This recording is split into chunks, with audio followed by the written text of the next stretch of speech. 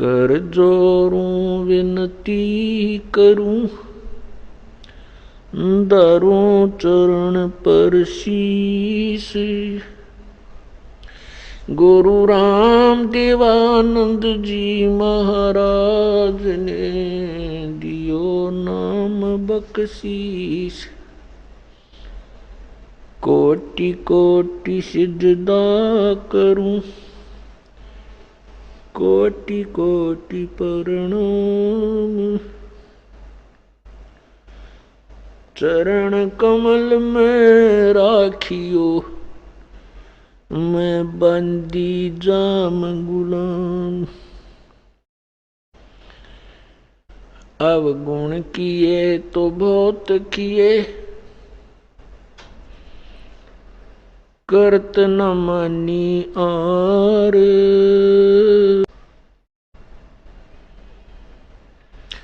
बावे बंदा बख्श दियो, बावे गर्दन उतार। अवगुण मेरे बाप जी, बख्शो गरीब नवाज।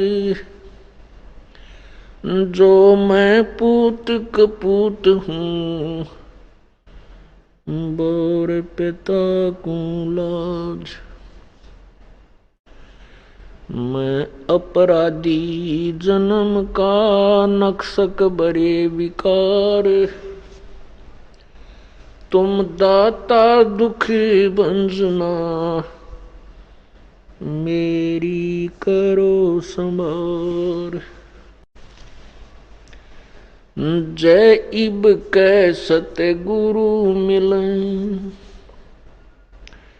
सब दुख आँखों रो। चरणों ऊपर शीस धरूं, कहूँ जो कहनी हो। गुरु जी तुम ना भूलियो, चाहे लाख लोग मिल जाएं, हमसे तुमको बहुत हैं, तुमसे हमको नहीं। तुम्हारे विसारे क्या बने, किसकी शरण में जाऊं। शिव विरंच मुनि नारदा, तिनके हृदय न समाऊं। बंदी छोड़ दयाल जी, तुम तक हमारी दौड़। जैसे कागज हाज का, सूझे और न ठोरे।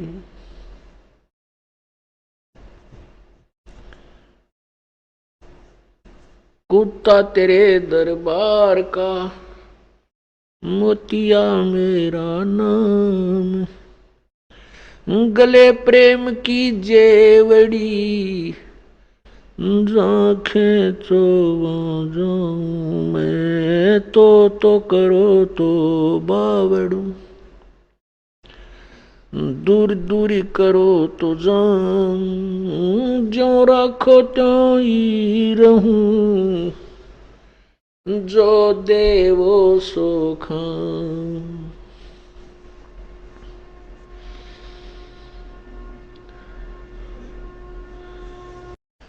बंदे तू कर बंदगी, जय चावे दीदार।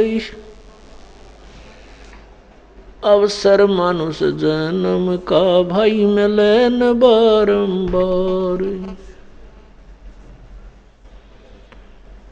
मानुष जन्म पाके, जो नहीं रटे हरि नाम। जैसे कुआ जल बिना, फिर बनवाया क्या काम।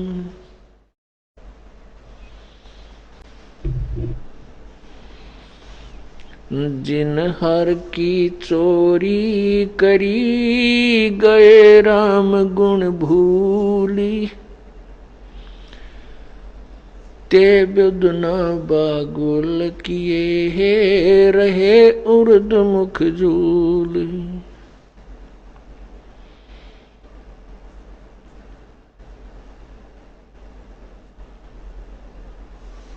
मर्द गर्द में मिल गए रावण से रणधीर, कंस के सी चाणूर से हिरणाकुश बलबीर।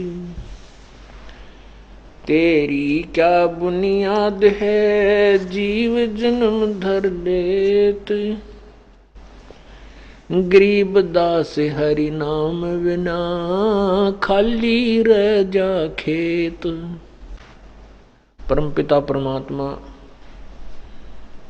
कबीर परमेश्वर की असीम कृपा से ये सत्संग चल रहा है, जिसमें परमात्मा की असीम कृपा होती है उसी समय इस धरातल पर सत्संग प्रारंभ होते हैं। अन्यथा काल भगवान ने इस जीव को भ्रमित करने के लिए सारे डुप्लीकेट काम शुरू कर रखे हैं, करवा रखे हैं। कहते हैं सत्संग हो रहा है, करते हैं कुसंगत। सत्संग का अर्थ होता जहां पर केवल सत्य प्रचार हो, यथार्थ ज्ञान प्रभु के विषय में बताया जाता हो, उसको सत्य संग कहते हैं। यानी सच्चा ज्ञान, सच्चा संग, सत्य के आधार पर सब क्रियाएं हों, उसको सत्संग कहते हैं।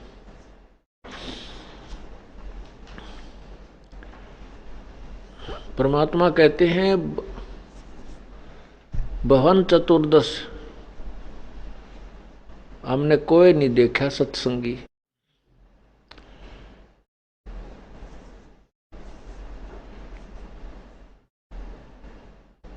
आपने वेदों को पढ़ा, क्योंकि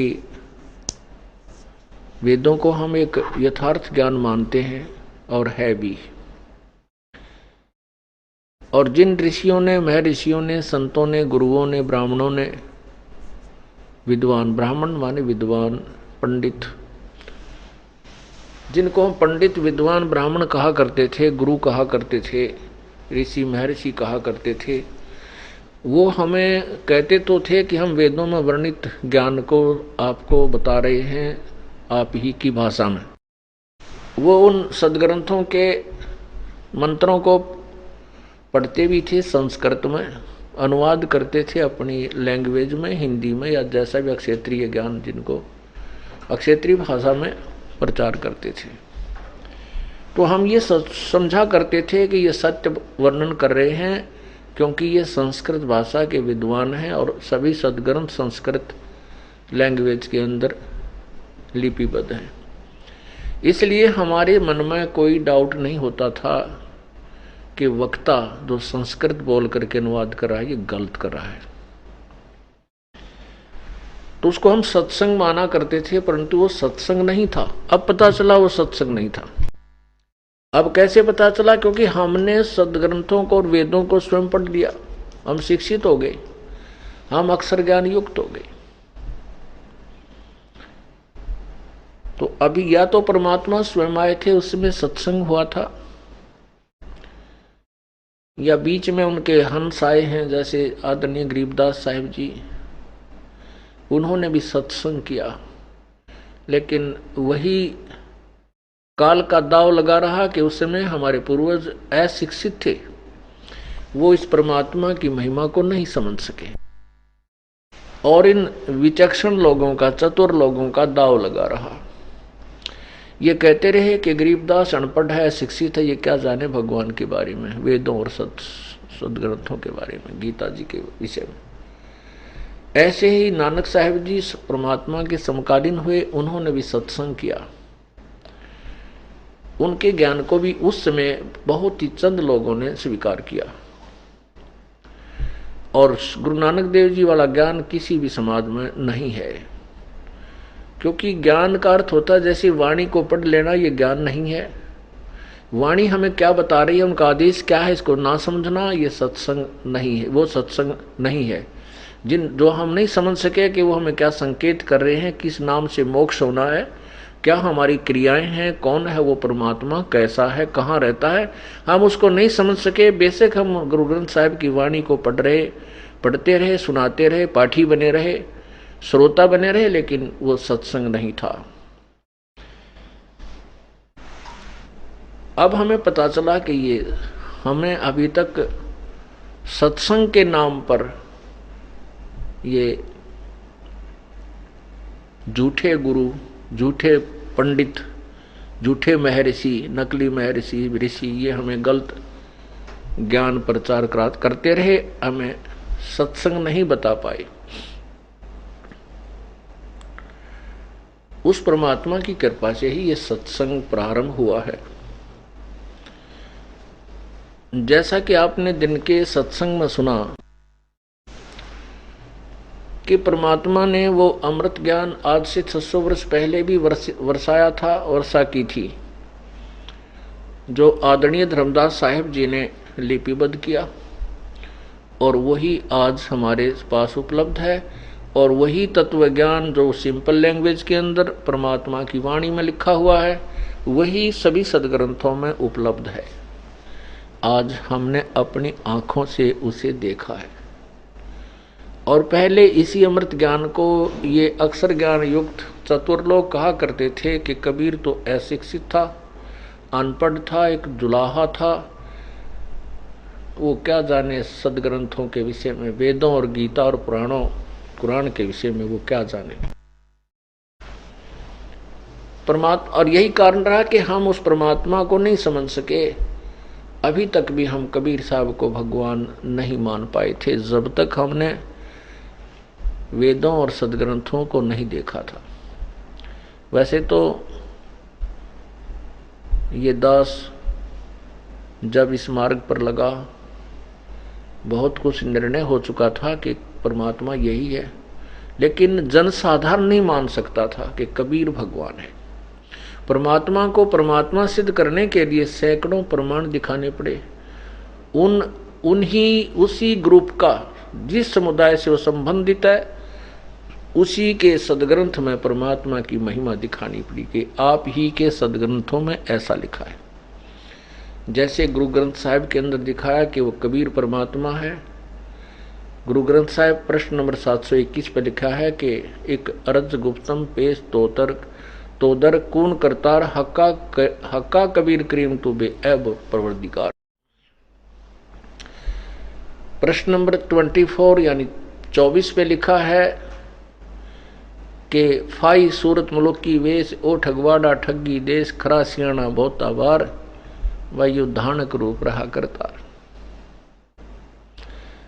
वेदों के अंदर दिखाया कबीर अंगारी असी बंभारी असी सवर ज्योति ऋतधामा असी। कबीर महान कबीर नीवचनानी संसन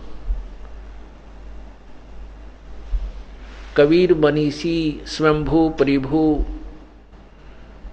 शुक्रम कायम ऐसनाविरम। यानी वो परमात्मा कबीर है जो जिसका शरीर नाड़ी के जोड़ जुगाड़ से नहीं बना, माता पिता के संयोग से शुक्रम से नहीं बना, वो स्वयंभू स्वयं प्रकट होने वाला अर्थात परिभू यानी सबसे पहला परमात्मा आदि सनातन भगवान वही है। ऐसी पवित्र गीता जी के मानने वालों को गीता जी में दिखाना पड़ा कि जिस परमात्मा को तुम सुप्रीम पावर मानते हो, वो खुद कहता है कि मेरे से ऊपर कोई और भगवान है। उसकी पूजा, उसकी साधना से ही परम शांति होती है, उसी से पूर्ण मोक्ष होता है, उसकी साधना से फिर कभी जन्म नहीं होता। मेरी पूजा करने से मेरी भी मृत्यु होती है, मेरा भी जन्म मृत्यु होता है, मेरे साधकों का भी होता है।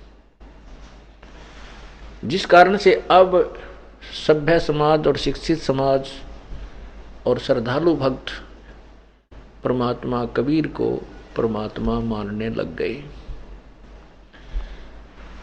अब जैसे कोई कहे, आपको पता है कि लाल बहुत कीमती होता है, आपने देखा है नहीं।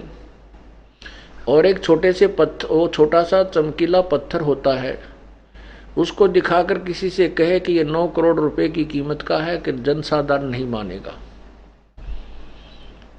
लेकिन जो उससे परिचित है, जो उसका व्यापार कर चुका है, उससे परिचित है कि ये सचमुच इतनी कीमत देता है, तो वो तुरंत मान जाएगा कि हाँ ये सत्य है। इसलिए और हम एक 10 रुपए के नोट ने छोटा सा बच्चा भी बता देगा हाँ ये 10 रुपए का नोट है, जब उसी समय जेब में डाल लेगा, क्योंकि वो हमारे जन आम व्यवहार के अंदर है। और लाल को के विषय में हमने सुना है, लेकिन हम उससे परिचित नहीं हैं। ठीक इसी प्रकार हम जिन भगवानों को परमात्मा मान रहे थे, वो हमारे आम व्यवहार में और जन लोक वेद में बहुत प्रसिद्ध थे। अब हमें पता चला कि वो परमात्मा जिसको हम भगवान मानते हैं, अमित ओजा है, सर्वशक्तिमान है, सर्व का सृष्टि रचनहार है, सर्व का पालन करता है, वो कबीर है। लेकिन कबीर के बारे में जो काशी में आए थे, वो कबीर के विषय में हमने केवल इतना ही सुन रखा था कि ये कवि था और एक जुलाहा जाति से संबंध रखता था, नथिंग एल्स। एक सिंपल एक डिवोटी था, श्रद्धालु था, भक्त था। क्योंकि हम परमात्मा की पूर्ण परिभाषा से नहीं परिचित थे। परमात्मा की वाणी में खुद लिखा है, अपने आप को उन्होंने संत भी कहा है, अपने आप को भक्त भी कहा है, अपने आप को दास भी कहा है और अपने आप को भगवान भी कहा है। सुन रामानंद राम हम, और हम बावन नरसिंह, और गरीबदास कली कली हम ही से कृष्ण अभंग। ए स्वामी सृष्टा में सृष्टि हमरे तीर, और दास गरीब अधर बसों में अवगत सत कबीर। परमात्मा ने आकर के हम एक एग्जाम्पल दिया है, उदाहरण दिया है कि एक सच्चे भक्त में क्या गुण होते हैं, एक वास्तविक दास में क्या गुण होते हैं, एक वास्तविक संत में वो क्या गुण होते हैं। वो संत कैसे ज्ञान से परिचित होता है, जो तत्वदर्शी संत होता है, और स्वयं ही वो परमात्मा समर्थ हैं। तो ऐसे उस परमेश्वर ने सभी प्रकार की अपनी लीला की है। तो हमने उनकी एक ही लीला को दास कबीर पढ़ा उनकी वाणी में, तो हमने उनको एक भक्त मान लिया कि वो परमात्मा का दास है। लेकिन वो दास शब्द उन्होंने हमारे लिए लगाया। उनका उद्देश्य ये है कि हम यदि परमात्मा ही कहीं अपने आप को दास भाव नजर नहीं दिखाते तो हम दास नहीं बनते।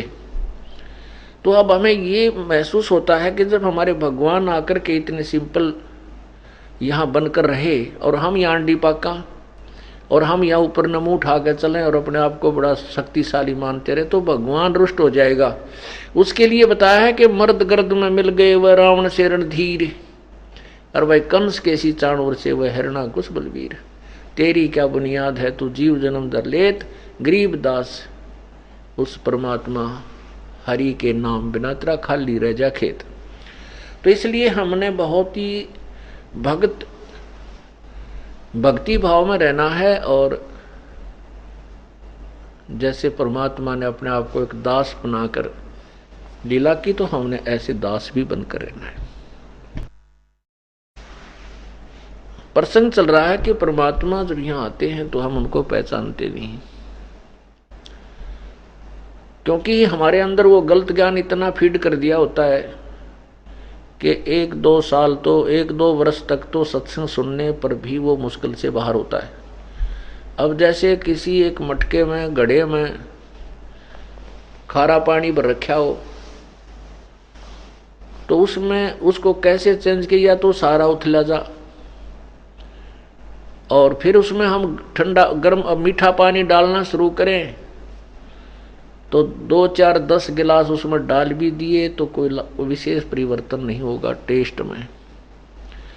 वो तो उसमें ठोके जा, फिर अपना मीठा पानी उसमें डालें जा तो वो खराब पानी बाहर निकल जाएगा, एक दिन वो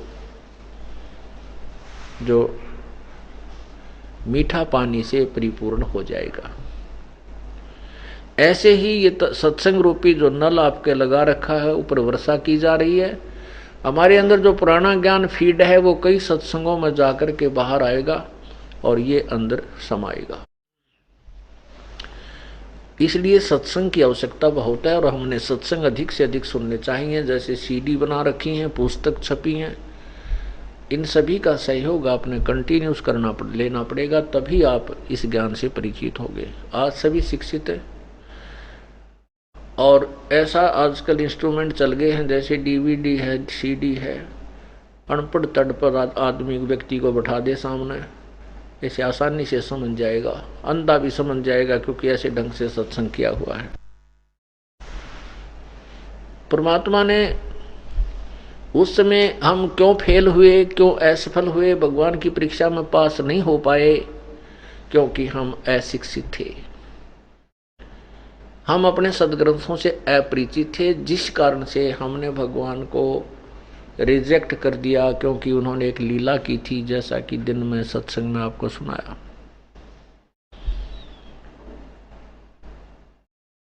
और अब जो वर्तमान में अब देखा आपने,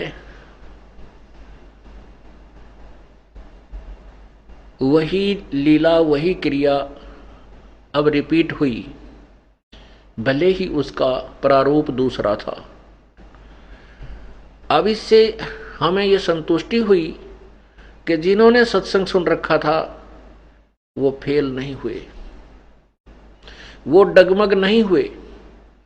समाचार पत्र, मीडिया, इलेक्ट्रॉनिक मीडिया और ये समाचार पत्र वर्तमान में सबसे अधिक प्रभाव डालते हैं, और इलेक्ट्रॉनिक मीडिया ने भी झूठ बोलने में कसर नहीं छोड़ी और इस समाचार पत्रों में भी कलम तोड़ दी झूठ बोलने की।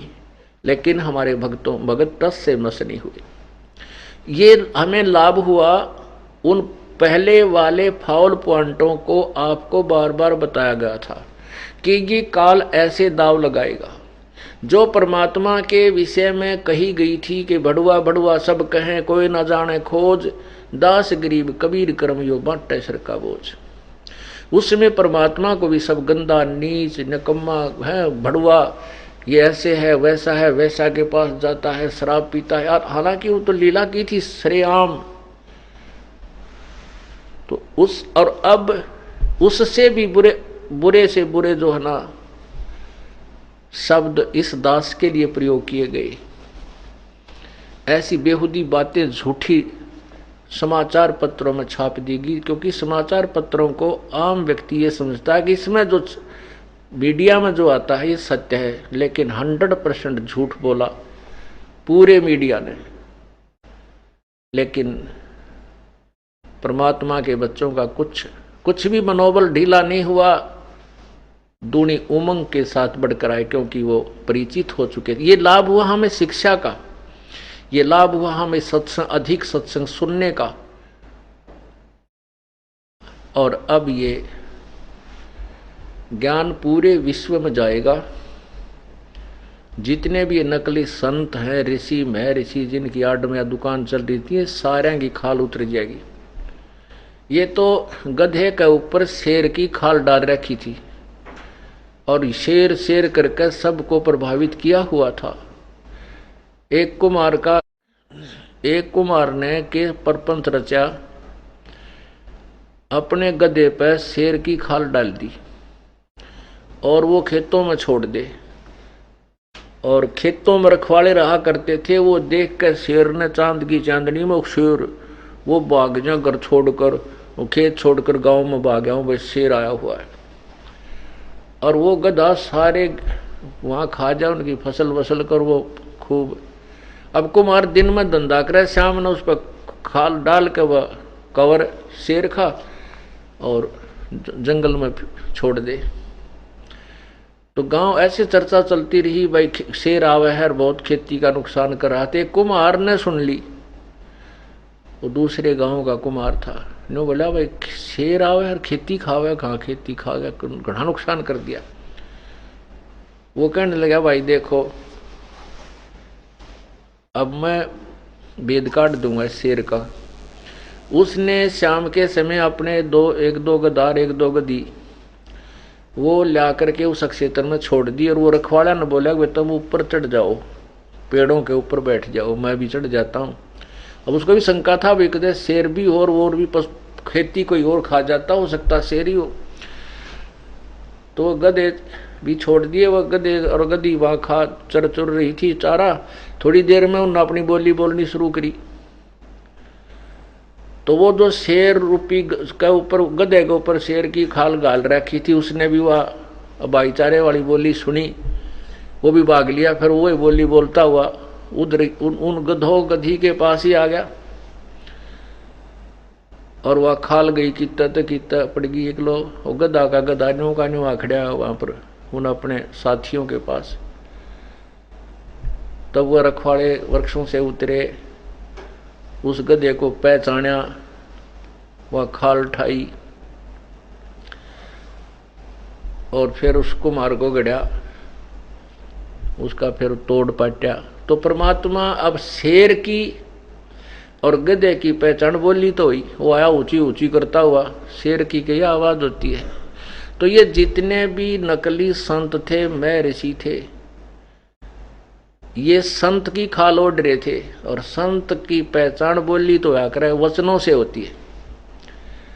अब ये पहचान होगी इन सब की, या शेर वाली खाल उतार दी गई है। और जिसने ना गधा देखा ना शेर देखा, वो पहचान के करेगा। तो पहचान वही करेंगे जिनको चसक है, कसक है, जिनको भगवान चाहिए। आज कसर नहीं छोड़ी है भगवान ने, कति दूध और पानी छान कर नारा नारा कर दिया। और अब भी कोई नहीं समझेगा तो वो पशु के तुल्य है, वो मनुष्य है ही नहीं। परमात्मा ने अपनी अमृतवाणी में बहुत पहले कहा था कि धर्मदास एक समय आएगा, उस समय तक ये यथार्थ ज्ञान को छुपा के रखना है,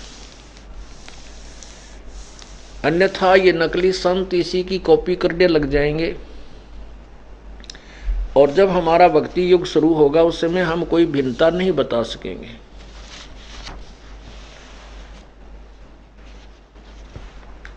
धर्मदास तो लाख दुहाई, ये सार शब्द कहीं बार ना जाए।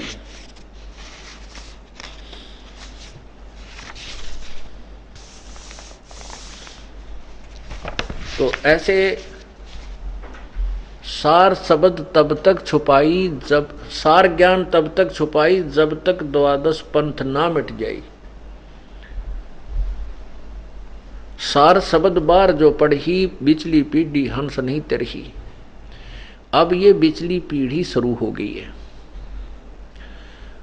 और प्रारंभ जब कलयुग का हुआ उस समय वो प्रथम पीढ़ी थी,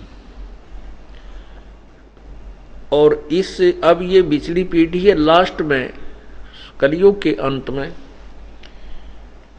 वो अंतिम पीढ़ी होगी, वो भी भक्ति योग्य नहीं रहेंगे, और प्रारंभ में भी भक्ति योग्य नहीं थे, क्योंकि वो अशिक्षित थे, वो विश्वास परमात्मा पर नहीं कर सके। परमात्मा ने कहा कि एक समय ऐसा आएगा कि पूरी पृथ्वी पर मेरा ही ज्ञान होगा, और एकदम सतयुग जैसा वातावरण माहौल फिर बनेगा। अब पुण्यात्माओं, आप अपने से विचार करो, जब तक हमें ज्ञान नहीं था हम भी लूट खसोट में पूरा जोर दे रहे थे। बाई होकंड करो, किसी तरीके से माया मिल जाए, माया माया दिखे थी। अब हमें ज्ञान हो गया कि परमात्मा देगा उसे, तो उसी से ही काम चलेगा, हमारे किए से नहीं होगा। हम धन जोड़ना चाहेंगे किसी दूसरे तरीके से तो हानि हो जाएगी। और 2 नंबर से किया हुआ जो पाप से धन इकट्ठा किया, वो धन तो नहीं रहेगा, बिल्कुल नहीं रहेगा, लेकिन वो पाप रह जाएंगे जिनके माध्यम से वो धन जोड़ा था। ऐसे बहुत से प्रमाण हैं, और आप भी खुद भी समझदार हो, अपना हिसाब लगा सकते हो कि किसी ने भी कोई ऐसा कोई पाप कर्म दुष्कर्म करके या किसी के 19-21 करके पैसा जोड़ा है, तो कहीं ना कहीं से वो जो अवश्य गया है। एक 2,000 का 2-4 हजार की इधर से हेरा फेरी की, एक 25,000 की भैंस मर गई। तो पुण्यात्माओं, अब हमें ज्ञान हो गया है कि हम नेक नीति से रहेंगे, प्रभु के गुण गाएंगे, दान धर्म विधिवत करेंगे तो हमें धन मिलेगा। और वो धन एक नंबर से मिलेगा, परमात्मा अपने कोटे से देगा और साथ में हमारे शुभ कर्मों का भी परिणाम होगा। इसलिए हम किसी को सता नहीं सकते, किसी का पैसा नहीं रख सकते, हम भूखे रह सकते हैं, हम पाप नहीं कर सकते क्योंकि हम सियाने हो गए। छोटा सा बच्चा होता है, बिजली का तार स्पार्क कर रहा होता है, जमीन पर पड़ा है, वो बच्चा उसको आतिशबाजी समझकर उस नंगे तार को जाके पकड़ देता है और जान से हाथ धो बैठता है। जब बच्चे सियाना हो जाता है, उसको बताया जाता है कि इसमें तार में बिजली है, दूर है। जब वो समझदार हो जाता है, फिर उस बिजली के तार से दूर हो जाता है, औरों को भी कहता है कि दूर इसमें बिजली है, पकड़ लेगी। तो जब तक हम अबोध बालक थे, अज्ञानी थे, हम भी उस बिजली के तारों को हाथ लगाते थे, हम भी कर लेते थे 19 झूठ बोल देते थे, कभी कुछ कर देते थे अपने स्वार्थवश। लेकिन जब से हमने ये तत्व ज्ञान हुआ है और ये हमारा मैच्योर हो गए हैं भक्ति ज्ञान में, आध्यात्मिक ज्ञान में, उसके बाद ये उस बिजली के तार की तरह डर लगता है, छूने को दिल नहीं करता, एकदम हाथ वापस आ जाता है। तो फिर हम पाप कर्मों से बचेंगे और पूर्व के पाप परमात्मा नाश कर देगा। यदि हम सच्ची श्रद्धा से उनके चरणों में रहेंगे तभी हम आगे चल पाएंगे, तभी हम सफल होंगे। फिर हम लूटेंगे नहीं, स्वयं लूटेंगे, हम किसी को नहीं लूटेंगे, हम स्वयं लूटेंगे। कबीर आप ठगाइए और न ठगिए कोई, आप ठगाएं सुख होता है भाई और ठगे दुख होए। आप कैसे ठगाएंगे? क्योंकि हम पहले, हमारे धार्मिक लोग बहुत होते थे, आने वाले अतिथि की बहुत सेवा करते थे, सच्ची आत्मा से उनको बड़ा अच्छा भोजन, अपने से भी अच्छा भोजन खिलाते थे उस दिन जिस दिन अतिथि आता था। अब क्या गिरती जा रही है वृत्ति हमारी, बहुत अंतर होता जा रहा था। लेकिन अब फिर पुनः वही सतिथि आ रही है, किनकी? जो इस ज्ञान से परिचित हो चुके हैं। क्योंकि परमात्मा कहते हैं कि भूखों भोजन देते हैं वो पहुंचेंगे परवान। भूखे को अन्न देना बहुत पुण्य होता है। अतिथि आवे, श्रद्धा के साथ उसको अन्न खिलावे, भोजन करावे, इससे बहुत पुण्य होता है। और यदि कोई पैसा मांगता है तो उसको पैसा नहीं दे, क्योंकि पैसा लेकर के वो बकवाद करेगा, कहीं शराब पीएगा, कहीं सुल्फा पीएगा या कि तो और सट्टा लावेगा। यदि उसको भूख है, खाना खिला दे, आत्मा संतुष्ट होती है और आशीष देती है जब भूखे न भोजन मिल जाता है। तो इस प्रकार हम किसी को सता नहीं सकते, हमसे कितना दुख पावें। तो अब समय ऐसा आ जाएगा, एक समय कि हम एक दूसरे के दुख में दुखी होया करेंगे। हम किसी को तंग नहीं कर सकते, चोरी नहीं कर सकते, ठगी नहीं कर सकते। अगर ऐसा करते हैं फिर हम भगत किसे, हम ड्रामा कर रहे हैं। परमात्मा बहुत दूर रह जाएगा। और परमात्मा के शरण में आने के बाद आपको देखना कितना पुण्य, कितना लाभ देगा। घर में सुख, शरीर में सुख, आपके काम सरेंगे। आप लाखों रुपए से वो काम नहीं कर सकते, आपका फ्री में परमात्मा कर देगा। आपके लाखों रुपए में बीमारी नहीं कटे, परमात्मा आपको मुफ्त में काट देगा। तो ऐसे फिर आपकी आत्मा इतनी नम्र हो जाएगी, बुराई की तरफ आपका हाथ नहीं जाएगा। चाहे सोना पड़ा हो, आपके लिए मिट्टी नजर आएगी, वो मेरा नहीं है, क्यों पाप का बागी बना के मेरा किस तरीके से किसने कमाया हो और ये विष मेरे घर ना पहुंच जाए। तो इस प्रकार हम परमात्मा पर पूर्ण विश्वास करेंगे। आज दिन में आपने सत्संग सुना कि परमात्मा के ऊपर कितने कहर तोड़ा उन नालायक लोगों ने। एक भी नो कहने वाला नहीं, भाई क्यों पीछे पड़ रहे हो।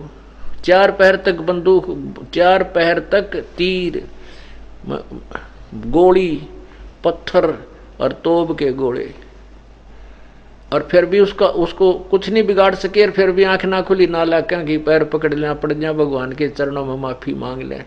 इतने दुष्ट हो गए हम।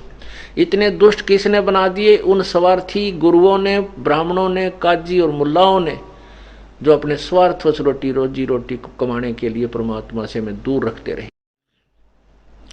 उन्होंने हमारे को कसाई तुल्य बना दिया कि सामने ऐसा प्रमाण देख रहे हैं कि परमात्मा ऊपर बैठे हैं दरिया के जल के ऊपर, और तोप तक चला के देख लिए एक व्यक्ति के ऊपर, और कुछ भी नहीं, उसका बाल भी बांका नहीं कर सके, हम फिर भी नतमस्तक ना हुए।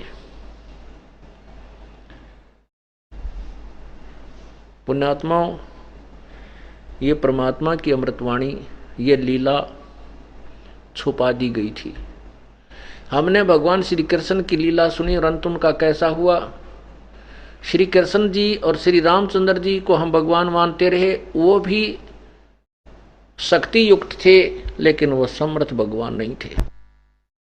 जैसे श्री कृष्ण जी ने शिशुपाल भी मार दिया, और जरासंध भी, चाणूर भी मार दिया, और स्वयं कैसे मरे? भगवान श्री कृष्ण के सामने पूरा कुल नष्ट हो गया, आपस में लड़का मर गया, और श्री कृष्ण जी के पैर में तीर मारा एक शिकारी ने। भगवान की मृत्यु भी उस विषाक्त तीर से हुई। कहने का भाव ये है कि ये जिनको हम भगवान मानते रहे, ये परमात्मा बहुत ही अल्प शक्ति युक्त थे, और इनकी महिमा ढोल के डंके बगा रखी थी। इनकी महिमा से हम इतने ओतप्रोत कर रखे थे कि जो भी कोई कह देता था श्री कृष्ण जी ने ऐसा किया, हाँ भाई कमाल कर दिया। लेकिन हम तत्व ज्ञान के तराजू को ना रख करके, हमारे पास ये तराजू नहीं था, ये तुला नहीं थी कि जिसमें हम तोल सकें। अब तोला के भगवान श्री कृष्ण ने मोर ध्वज के पुत्र ताम्र ध्वज को जीवित कर दिया था आरे से चरवा के, लेकिन अपने सगे भाणजे अभिमन्यु को जीवित नहीं कर सके। और परमात्मा ने ना जाने कितने प्रमाण दे रखे थे, लेकिन उनकी लीलाओं को हमारे तक नहीं आने दिया। इन चतुर लोगों ने दबा दिया, ढेर डाल दिया मिट्टी का। अब वो मिट्टी हटाने में इस दास को बहुत समय, बहुत संघर्ष करना पड़ रहा है, लेकिन अब तो ये हटेगी, क्योंकि मेरे साथ से होगी। बहुत बच्चे हो गए हैं, जनसाधारण को जा जा कर समझाते हैं, अपने मित्र को, भाई को, सहेली को, माता को, पिता को, रिश्तेदार को, सबको ये तत्व ज्ञान सुनाया जा रहा है। एक दिन यू रंग लाओगा, क्योंकि कोई भी नया मार्ग है एकदम से स्वीकार्य नहीं होता। फिर देखना कुछ समय के बाद कितनी लहर आवेगी, उमड़ उमड़ का आवेंगे, उमड़ उमड़ के टोल के टोल, गांव के गांव आया करेंगे, क्योंकि अभी तक उनको पता ही नहीं है भगवान कौन है, क्या करता है। छोटा मोटी राहत को गांव के बाबा ने दे दी, एक आदमी थे, वो सारा गांव वहीं झुक रहा, हर बाकी दुखी हो रहे नो के नो। उसके विषय में बताया कि और संत सब कूप हैं, केते जरीता नीर, दादू अगम अपार है वो दरिया सत कबीर। छोटी मोटी राहत कबीर, दो जाकी सरना बसे ताको ताकि लाज, जल सोही मछली चढ़ जा बह जाते गजराज। जो जिस भगवान के शरण है उसको वो अवश्य अपने सामर्थ्य अनुसार सहायता सहयोग जरूर देता है, लेकिन वो हमारे जन्म मृत्यु के रोग को नहीं काट सकते, हमारे ऊपर आने वाले प्रारब्ध कर्म के दंड को नहीं काट सकते, समाप्त नहीं कर सकते, बचाव नहीं कर सकते। जैसे हम किसी अधिकारी से संपर्क बना रखा है, मित्रता की है, तो हम उसके पास जाएंगे, वो जिस सत्र का अधिकारी है उस लेवल में बहुत अपने क्षेत्र में हमारे होने वाले काम को आसानी से कर सकता है। अपने ऑफिस में बैठाओगा, चाय पिलाओगा और वहीं बैठे आपका काम अपने सत्र का करके दे देगा, जहाँ की जबकि उसके ऑफिस में सबके बढ़ने की हिम्मत नहीं, प्रवेश नहीं कर सकता आम व्यक्ति।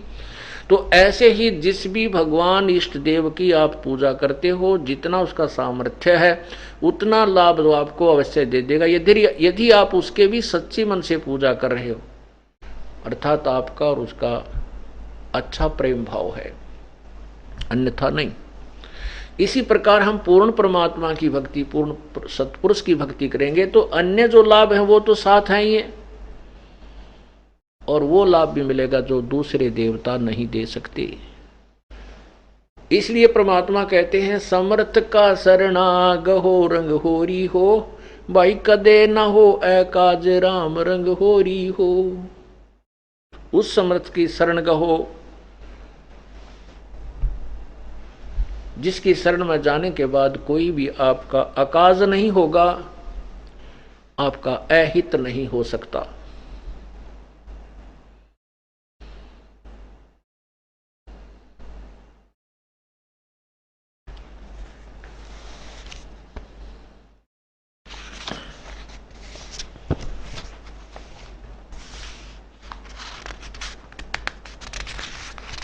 तुम कर दो पल में पारे हो जा रजा तेरी, तुम कर दो पल में पारे हो जा रजा तेरी। ओ रजा तेरी महाराज जिस पे मेहर तेरी महाराज, हो जा रजा तेरी, तुम कर दो पल में पार जिस पे रजा तेरी। काल कष्ट से जीव दुखी ही सुने, मन तुम्हारे त्रस आया कना, सतलोक को छोड़ के सतगुरु काल लोक में आया कना। तपत से लापे जीव जड़े थे, उनको देख दुख पाया कना। खूब हुई तकरार निरंजन गेल तेरी वहाँ, खूब हुई तकरार निरंजन गेल तेरी, तुम कर दो पल में पार हो जा रजा तेरी, तुम कर दो पल में पार हो जा रजा तेरी। ओ रजा तेरी महाराज हो जा मेहर तेरी महाराज जिस पे रजा तेरी, तुम कर दो पल में पार हो जा रजा तेरी। प्रथम आए है ब्रह्मा लोक में, ब्रह्मा जी समझाया कि ना, विष्णु जी को शरण में लेके चरणों के मां लाया कि ना, शिव शंकर को शेष बना के सोहम नाम सुनाया कि ना। थारी खूब हुई जयकार पहुँचे शिवपुरी, थारी खूब हुई जयकार पहुँचे शिवपुरी, तुम कर दो पल में पार हो जा रजा तेरी। ओ रजा तेरी महाराज जिस पे मेहर तेरी महाराज, हो जा रजा तेरी, तुम कर दो पार हो जा रजा तेरी। लहर तारा में कमल के फूल पर बालक बन दिखलाया कना, नीरू नीमा गए नान को वहां जुलाहे को पाया कना। काजी आगे नाम धरण को, नाम कबीर दरवाया कना।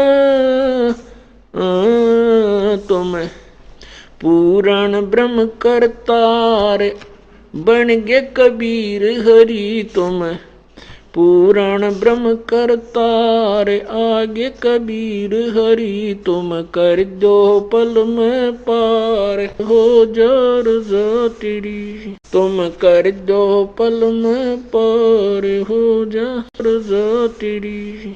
हो रजा तेरी महाराज हो जा मेहर तेरी महाराज। जिस पर रजा तेरी तुम कर दो पल में पार हो जा रजा तेरी। मथुरापुरी में धर्मदास को आके आप चेताया कना। कर्म कांड में उलझा प्राणी सतमार्ग दिखलाया कनो। ब्रह्मांड 2100 युराज काल का न्यू सुन के धड़का खाया कनो। तुमने दे दिया सबद सार गीता दूर धरी। तुमने दे दिया सबद सार गीता दूर धरी। तुम कर दो पल में पार हो जा रजा तेरी। हो रजा तेरी महाराज हो जा मेहर थारी महाराज। जिस पर रजा तेरी तुम कर दो पल में पार हो जा रजा तेरी। बलक बुखार में संत कैद किए आके आप छुटवाए कना। मैलों पर ऊंट और मैल सरा कहे वो सुन के चक्कर खाया आया कना। बंदी होकर सेज बिछाई तन 3 कोरड़े खाए कना। तुम नर से बन गए नार ओडा चीर जरी। तुम नर से बन गए नारी ओडा चीर जरी। तुम कर दो पल में पार हो जा रजा तेरी। हो रजा तेरी महाराज जिस पे मेहर थारी महाराज। जिस पे रजा तेरी तुम कर दो पल में पार हो जा रजा तेरी। रामानंद योग में उलझे शेष होकर सुड़ जाया कना। सुपच सुदर्शन को शरण में लेकर अपना वचन निभाया कना। नीरू निमा उसके मात पिता थे वो बेटा बन मुक्ता एक ना। जीवा दत्ता की सूखी डार कर दी हरी भरी। जीवा दत्ता की सूखी डार कर दी हरी भरी। तुम कर दो पल में पार हो जा रजा तेरी। तुम कर दो पल में पार हो जा रजा तेरी। हो रजा तेरी महाराज जिस पर मेहर थारी महाराज। जिस पर रजा तेरी तुम पार हो जा। गरीब दास गए गऊ चरावण वहां दूध के प्याले पिए कना। छोड़ानी में ग्रंथ की रचना करवा कर न्यारे भेद दिए कना। स्वामी राम देवानंद संत तुम्हारे अपनी शरणा लिए कना। तुमने दिया राम पाल उदार दे के शब्द जड़ी दिया। राम पाल उदार दे के शब्द जड़ी। तुम कर दो पल में पार ओ रजा तेरी महाराज हो जा मेर। रोज जिस पैर जा तेरी तुम कर दो पल में पार। सत साहिब परमपिता परमात्मा पूर्ण ब्रह्म सतगुरु कबीर साहब से अर्ज की जाती है कि हे प्रभु, आप हमारे लिए कितने कष्ट उठाते हो और जिसके ऊपर आपकी मेहर की दृष्टि हो जाती है उसको आप पार करके ही छोड़ते हो। कहते हैं काल कष्ट से जीव दुखी सुन मन तुम रे तरसाया गना। कहते हैं पिता पूत से बेमुख होई तो भी पिता जान मल धोई। यदि पिता से पुत्र विमुख हो जाता है, यदि वो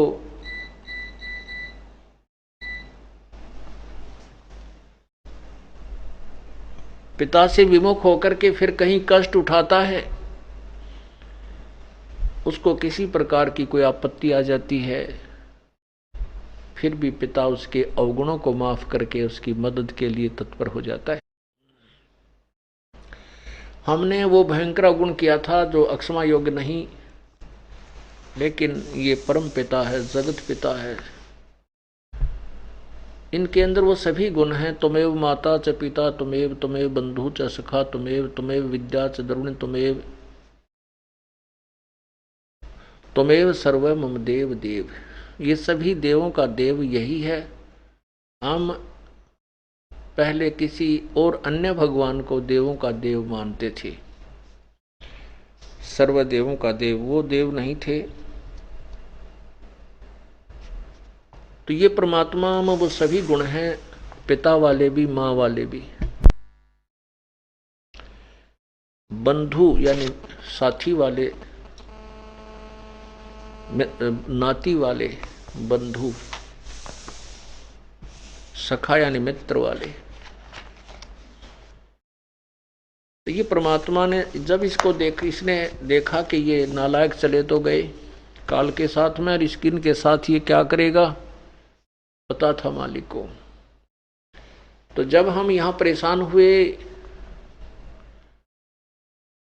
और बुरा हाल हमारा हुआ, किसी की टांग कट गई, किसी को कैंसर हो गई, कोई अंधा हो गया, कोई लूला हो गया, कोई लंगड़ा हो गया, किसी का बेटा मर गया, किसी की बेटी मर गई, कोई किसी कष्ट से दुखी। यहाँ हर समय इतना दुखी दे रखा इस जीव को, काल ने कसर नहीं छोड़ रखी हमारे को सताने में। क्योंकि जो ये ब्लैकमेलर होते हैं, ये किसी सेठ साहूकार के बच्चे को पकड़ लेते हैं, उसको यातना देते हैं, वो रोता है, उसको टेलीफोन पर फिर उसकी चिल्लाहट उस माता पिता से उसको सुनवाते हैं।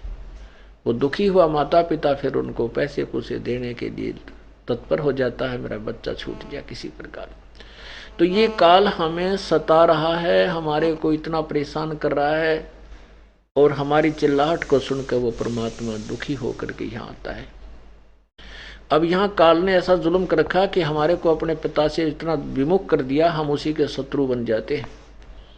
और काल यही चाहता है कि ये अपने पिता को ना पहचान ले, मेरे ही जाल में फंसे रहे। तो यहाँ कहा कि काल कष्ट में जीव दुखी सुन मन तुम रे तरस आया कना। सतलोक को छोड़कर सतगुरु इस काल लोक में आया कना। तपस्या पर जीव जले थे उनको देख दुख पाया कना। वहां खूब हुई तकरार निरंजन गेल तेरी। वहां खूब हुई तकरार निरंजन गेल तेरी। जिस परमात्मा के सामने ये काल टिक नहीं सकता, उसके सामने ये बोल नहीं सकता, और वो परमात्मा ने यहाँ रूप अंतर करके आना पड़ा, और इस काल ने उसके साथ वो भली बुरी कही। तो अपनों के लिए परमात्मा अपनी आत्माओं के लिए क्या क्या कष्ट उठाते हैं। पुण्यात्माओं, आप इस काल के जाल से अपरिचित हो, इसलिए आप इतने गहराई से नहीं सोच पाते। लेकिन ये दास काल के जाल से पूर्ण परिचित हो चुका है और परमात्मा के का यहाँ आना, फिर उनके साथ ऐसी जो कुछ किया जाता है, इसका मुख्य कारण कौन है, इससे भी परिचित है। आप बालक हो, आप इन्हीं भगवानों को, इन्हीं पूजाओं को अति उत्तम मानकर कर रहे हो, जबकि वो परमात्मा आता। अगर ये पूजाएं ठीक थी तो उस भगवान ने आकर के ये अलग से क्यों व्यवस्था शुरू की, किस लिए उन्होंने दुनिया की गाली खाई, कैसे कैसे उन्होंने यातनाएं देने की चेष्टा की परमात्मा को। तो वहां जब कबीर साहब आए, परमात्मा अपने पुत्र जोगजीत का रूप धारण किया, निरंजन के साथ कहा सुनी हुई। निरंजन कहने लगा कि जोगजीत तू यहाँ किस लिए आया, पिता का कोई प्रसन्न कोई आदेश लेकर आया तो मुझे बता पहले, और फिर मैं तुझे गढ़ूंगा, क्योंकि तूने मुझे वहां सतलोक से निकाला था। आज तू मेरा फंस गया, तेरी हड्डी पसली एक करूंगा। तब परमात्मा कहता है, धर्मदास मैंने वो सत्य नाम सुमन किया। ये हमारे लिए संकेत है कि जब आपको आपत्ति आओ तो सुमन शुरू कर देना, फिर देखना वो आपत्ति कैसे भागती है। तो कहते हैं मैंने सतनाम का सुमन शुरू किया तो काल मेरे को मारने के लिए चला था, तो एकदम उसको ऐसा झटका लगा कि वो नीचे पाताल में जाकर गिरा। साथ ही साथ मैं भी उसके साथ वहीं पहुंच गया 1 सेकंड में। फिर उसने पैर पकड़ लिए, नाक रगड़ी, मुझे माफ कर दो, आपके पास तो प्रभु की दी हुई शक्ति है। तो परमात्मा ने हमारे लिए क्या कुछ नहीं किया, क्या करना चाहा, लेकिन हम इतने नालायक हो गए, इतने अज्ञानी हो गए, हम अपने भगवान को नहीं पहचान पाते। और जब तक हम अपने भगवान को नहीं पहचानेंगे, हमारे कष्ट कभी समाप्त नहीं हो सकते। यहाँ कोई सुखी नहीं है, न ब्रह्मा सुखी, न विष्णु सुखी, न शिव सुखी। इनके इतिहास पढ़कर देख लीजिए आपने, अब तो शिक्षित हो, ये पढ़ कर देखना, शिव पुराण, विष्णु पुराण, ब्रह्मा पुराण, देवी पुराण, क्या क्या हालत हुई इन लोग इनकी। खुद विष्णु जी कहते हैं कि मैं ज्यादातर तप करता हूँ शक्ति चार्ज करने के लिए, और फिर राक्षसों के साथ लड़ता रहता हूँ। कुछ समय मिलता है तो मैं रुक्मिणी अपनी लक्ष्मी के साथ कुछ ही समय व्यतीत कर पाता हूँ। तो बताए सुखी कहाँ। श्री रामचंद्र जी यहाँ श्री राम रूप, विष्णु जी श्री राम रूप में आए, उनका जीवन देख लो, आजीवन दुखी रहे। हम चाहे उनको भगवान के कुछ भी मानते रहे, जिसकी पत्नी कहीं, बालक कहीं, और आप चाहे राजा के राष्ट्रपति बना रहो, पूरी पृथ्वी का राजा बन जाओ, उस जीव को, उस व्यक्ति को चैन कति नहीं, सुख का सांस नहीं उसको। ऐसे श्री कृष्ण जी का जीवन देख लो, सारा कितना दुख में रहा और अंत कितना बुरा हुआ। श्री रामचंद्र जी का भी अंत कैसा हुआ।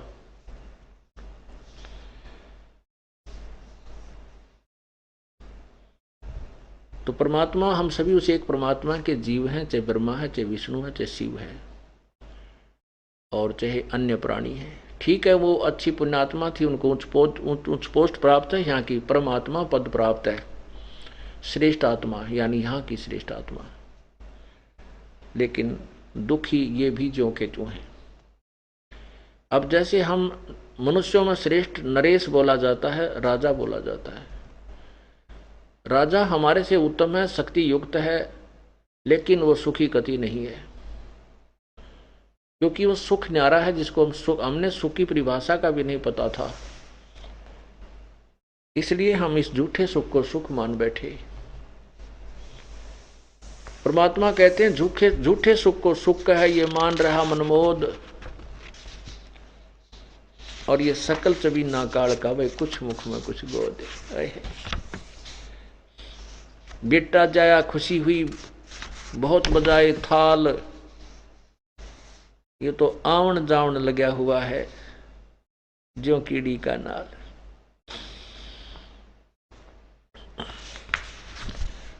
तो इसलिए परमात्मा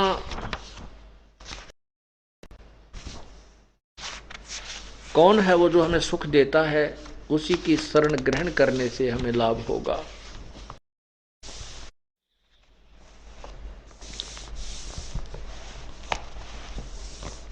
सत कबीर दुआरे तेरे पर एक दास भिखारी आयो, सत भक्ति की भिक्षा दे दी जो उम्मीद कटोरा लाया है।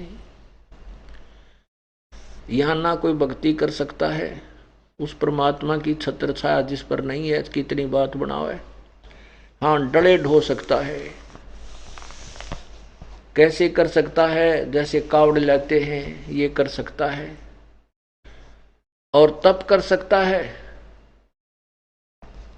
उल्टा सुल्टा हो करके, व्रत रख सकता है 2-3 दिन हफ्ते में। लेकिन ये सतभक्ति प्रथम तो प्राप्त नहीं हुआ, प्राप्त हो जाती हो काल कर्ण देना। जब तक मालिक की छाया आपके, उनका मेहर भरा पंजा आपके ऊपर नहीं रहेगा तो आप एक सांस भी नहीं ले सकते भक्ति का। कितना दयालु है परमात्मा। पहले अपने ज्ञान से समझा बुझा कर आपको अपने चरणों में लेता है। जिस तरह बांदरी अपने बच्चे न सीने का लगाई फिरती है, ऐसे लगाता है। पहले आपको शरण में लेता है, फिर आपके ऊपर काल के आने वाले व चोट, उनके ऊपर ऐसे सुरक्षा कवच डाल देता है। यदि हम मर्यादा तोड़ देते हैं, परमात्मा की उस रेंज से बाहर चले जाते हैं, सुरक्षा से चक्र को तोड़ देते हैं जैसे सीता ने तोड़ा था, तो फिर हम महान कष्ट उठाते हैं। तो ये भक्ति भी वो परमात्मा ही करवा रहा है। ये सत्कर्म मानना आपके ऐसे ऐसे दुख दूर करता है। आपको विचार आता है कि यदि ये मैं आज ये मेरे को हानि हो जाती तो 50,000 रुपये का नुकसान था, हो 1 लाख रुपए की हानि थी, ऐसे था। और भी कोई परिवार का सदस्य बचा देता है परमात्मा मृत्यु होने से, तो उसकी तो कीमत आप तोल ही नहीं सकते। तो फिर आपको प्रेरणा होती है, जो भगवान हमारा इतना साथी है तो हम क्यों ना भगवान के दरबार में चलें, सत्संग सुने।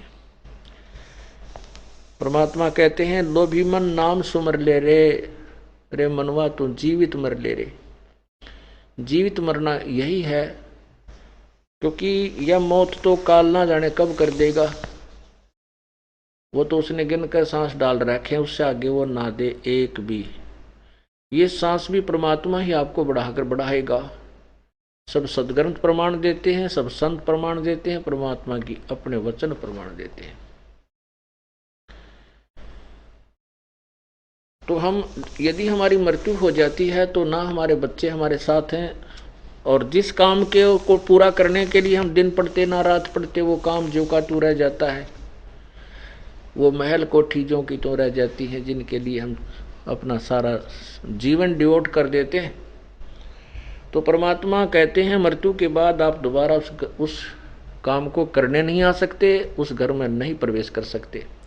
हाँ, भूत बनकर चाहे वहाँ घूमते रहना, वो अलग बात है। तो आप क्यों ना जीवित मर लो।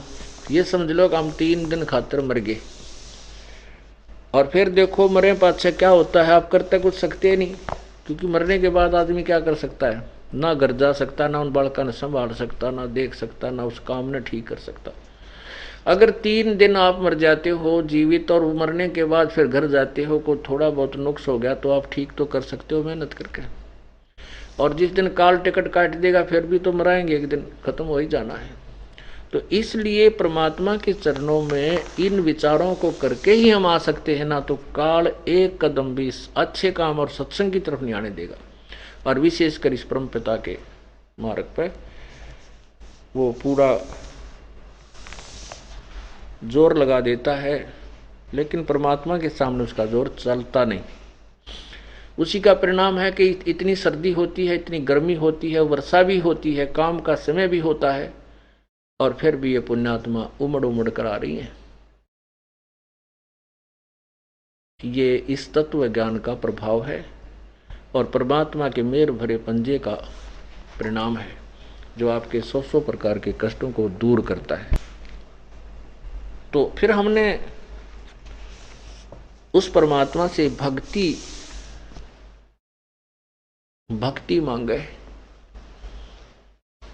एक साधे सब सदे सब साधे सब जावे, माली सींचे मूल को फले फूले गाय। यदि हमने भगवान से भक्ति मांग ली तो सब कुछ मांग लिया। क्योंकि भक्ति में जो बाधक चीज है, जैसे आपका किसी चीज का भाव है, संतान का है, संपत्ति का है, या कोई और परेशानी है, तो भक्ति में बाधक होंगी। और आपने भक्ति ही मांग ली भगवान से तो बाधक वो होने नहीं दे, क्योंकि भक्ति जब चलेगी, जब वो बाधाएं दूर होंगी तो अपने आप सारा काम ठीक हो गया। इसलिए हम परमात्मा के दरबार में भिखारी बनकर जाते हैं और हम क्या मांगते हैं? जो हमने मांगना चाहिए वो मांगे। ठीक है, कोई निसंतान संतान की आस लेकर ही आता है, रोगी है वो स्वस्थ होने की ही इच्छा रखता है, निर्धन धन की ही मांग लेकर आता है। ये तो है पहली क्लास के बच्चों की स्थिति, कोई बात नहीं, वो कह भी सिखाने पड़ेंगे, परमात्मा वो भी शिक्षा देगा, वो भी देगा आपको। लेकिन जब आप समझदार हो जाएं फिर और कुछ ना मांगे, फिर देखो इस परमात्मा की कैसी रजा करता है आपके ऊपर। सत कबीर द्वारे तेरे पर एक दास भिखारी आया है, भक्ति की भिक्षा दे दी जो उम्मीद कटोरा लाया है, भक्ति की भिक्षा दे दी जो उम्मीद कटोरा लाया है।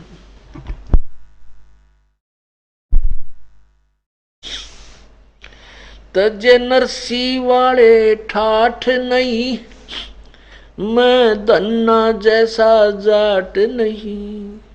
तजे नरसी वाले ठाठ नहीं, मैं धन्ना जैसा जाट नहीं। मेरी मोर ध्वज जैसी साठ नहीं, जिसने लड़का चीर चढ़ाया है, भक्ति की भिक्षा दे दी जो उम्मीद कटोरो लो है। सत्य कबीर द्वारे तेरे पर एक दास भिखारी आया है, भक्ति की भिक्षा दे दी जो उम्मीद कटोरो लो।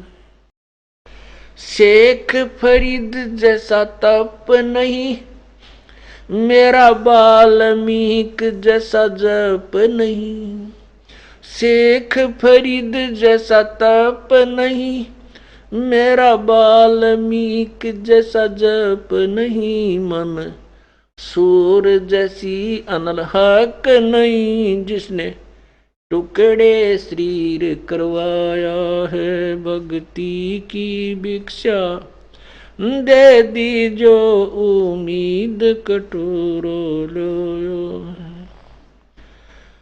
सत कबीर द्वारे तेरे पर एक दास भिखारी आया है, भक्ति की भिक्षा दे दी जो उम्मीद कटोरो लो।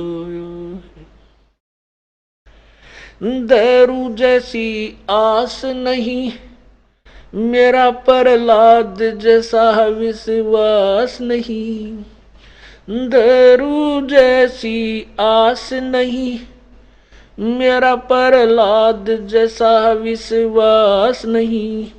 मीरा जैसा रास नहीं, जिसने रो और नाच जाया है, भक्ति की भिक्षा दे दी जो उम्मीद कटोरा लाया है। सत कबीर द्वारे तेरे पर एक दास भिखारी आया है, भक्ति की भिक्षा दे दी जो उम्मीद कटोरा लाया है।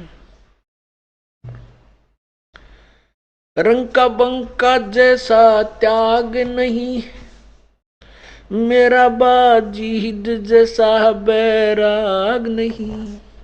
रंग का बंका जैसा त्याग नहीं, मेरा बाजीद जैसा बैराग नहीं। मेरा कर्मा जैसा बाग नहीं, जिसका आने खींचड़ा खाया है। भक्ति की भिक्षा दे दी जो उम्मीद कटोरा लाया है। सत कबीर दवारे तेरे पर एक दास भिखारी आया है। भक्ति की भिक्षा दे दी जो उम्मीद कटोरा लाया है। विदुर विदुरानी जैसा सम्मान नहीं, मैं सम्मान जैसा यजमान नहीं। विदुर विदुरानी जैसा सम्मान नहीं, मैं सम्मान जैसा यजमान नहीं। और सेव जो कुर्बान नहीं, जिसने शीश तो लेख लाया है। सत कबीर दवारे तेरे पर एक दास भिखारी आया है। भक्ति की भिक्षा दे दी जो उम्मीद कटोरो लो।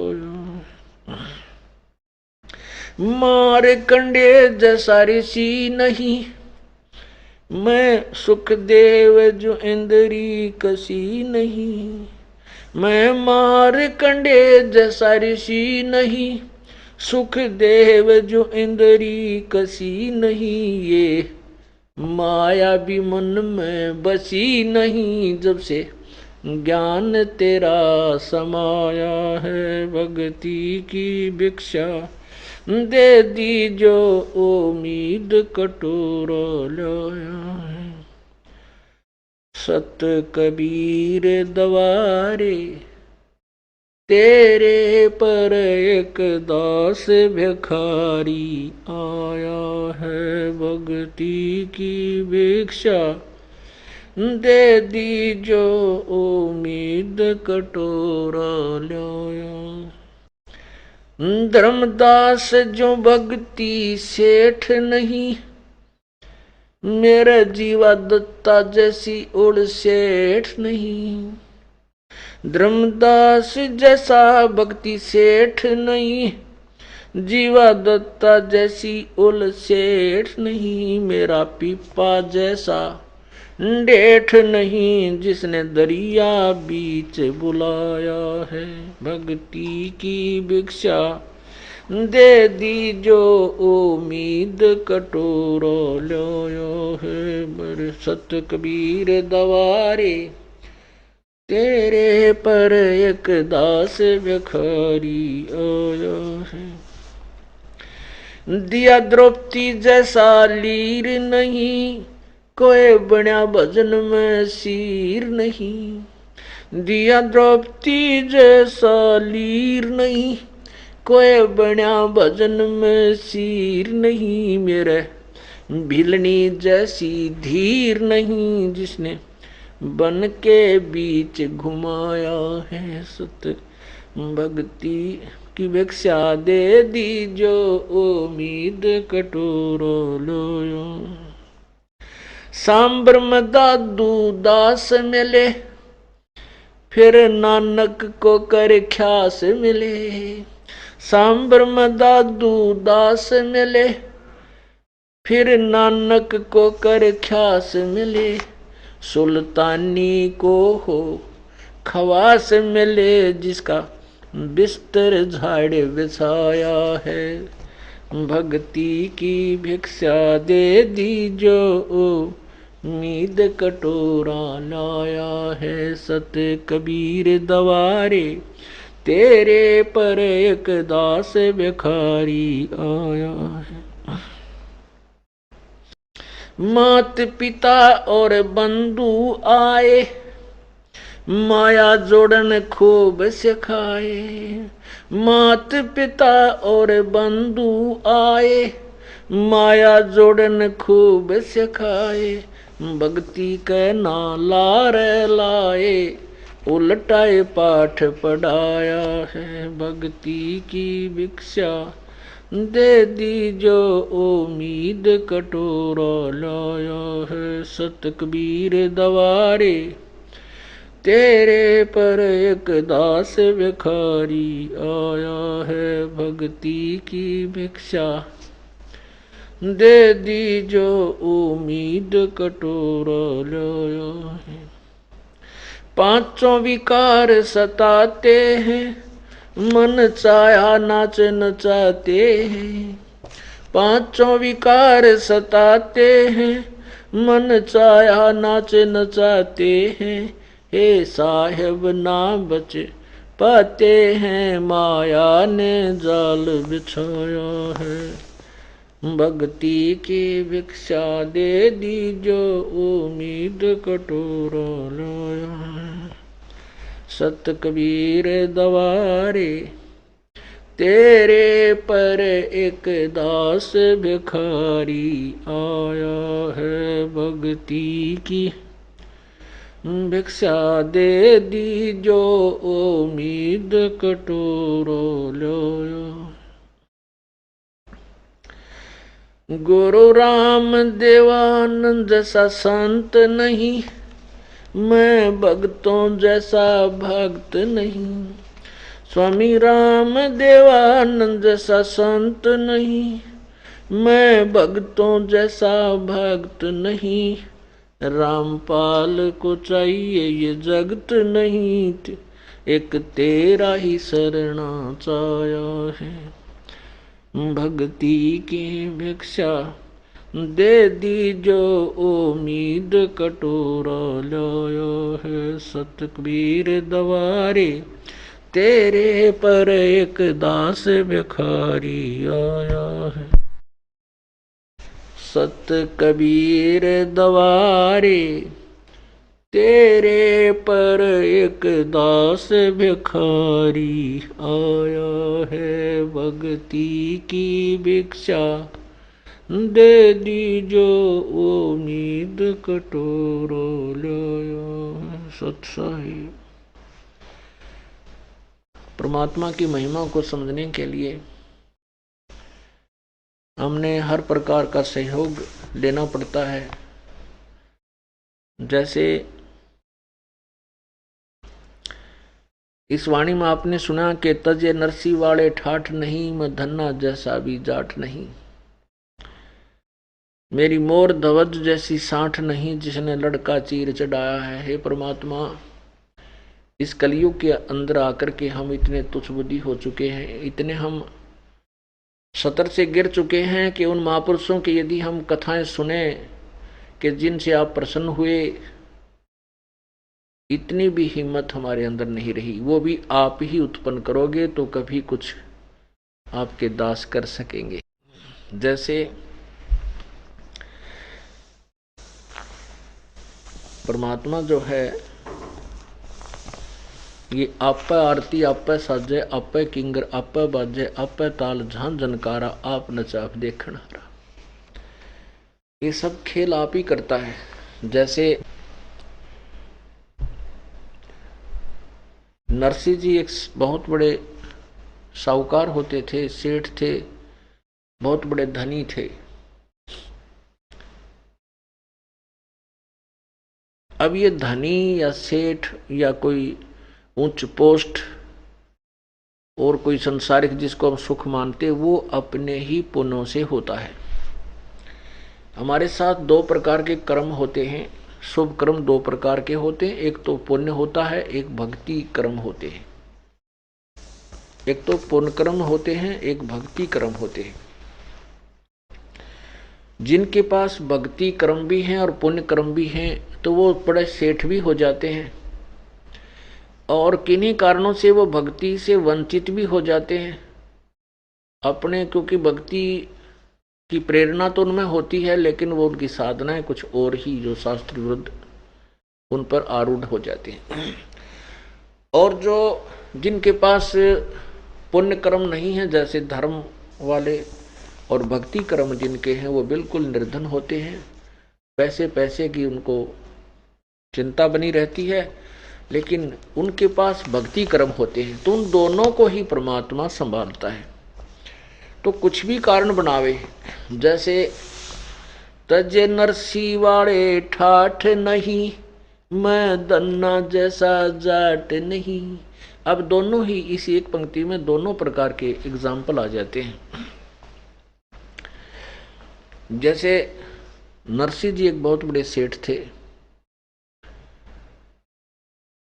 और वो कंजूस इतना था कि चवन्नी दान नहीं करता था। ये माया का एक ऐसा प्रभाव होता है कि जिसके पास माया बढ़नी शुरू हो जाती है वो कति मुंजी हो जाता, कंजूस बन जाता है।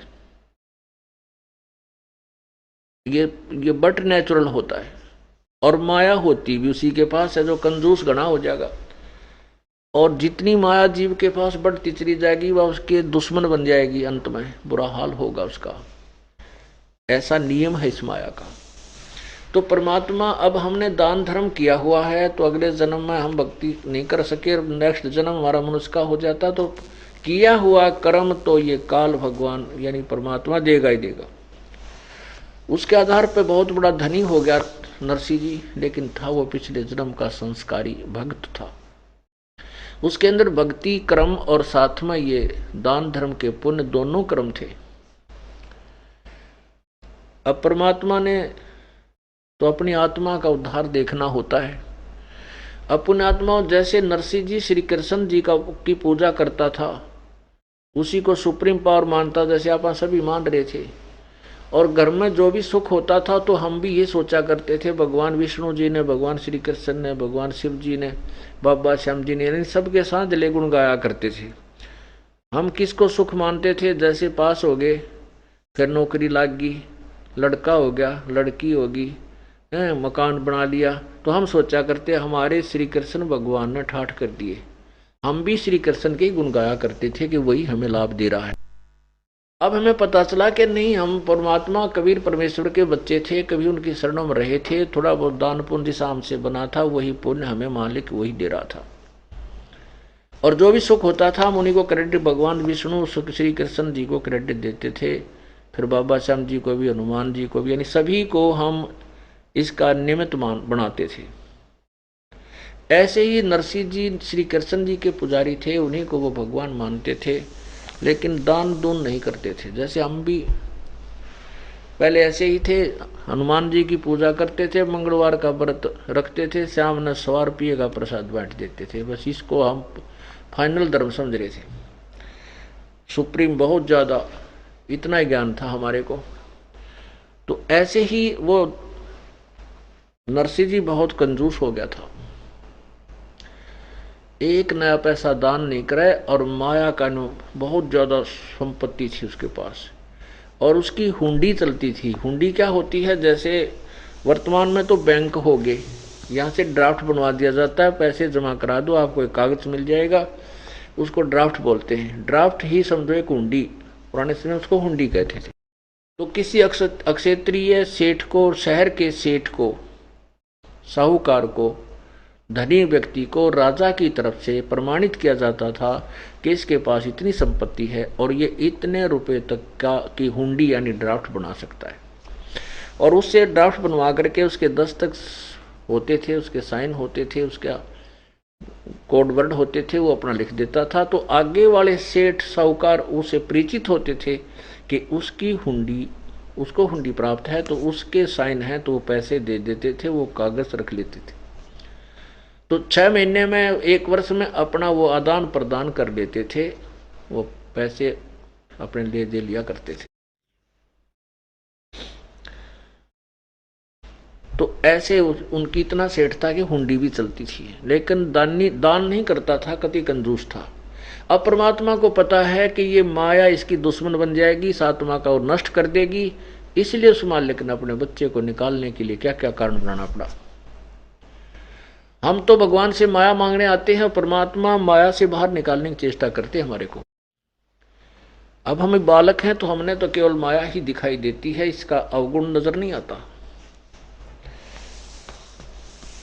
अब सेठ धर्मदास उसकी नरसिंह जी की पत्नी को अड़ोस पड़ोस की स्त्रियों ने कहा कि चल गंगा जी नहान चलेंगे, कार्तिक के महीने में पूर्णमासी को स्नान है। तो वो कहने लगी वे पता प्रार्थना करूंगी, जब मान गया तो वो कंजूस है तो मुश्किल।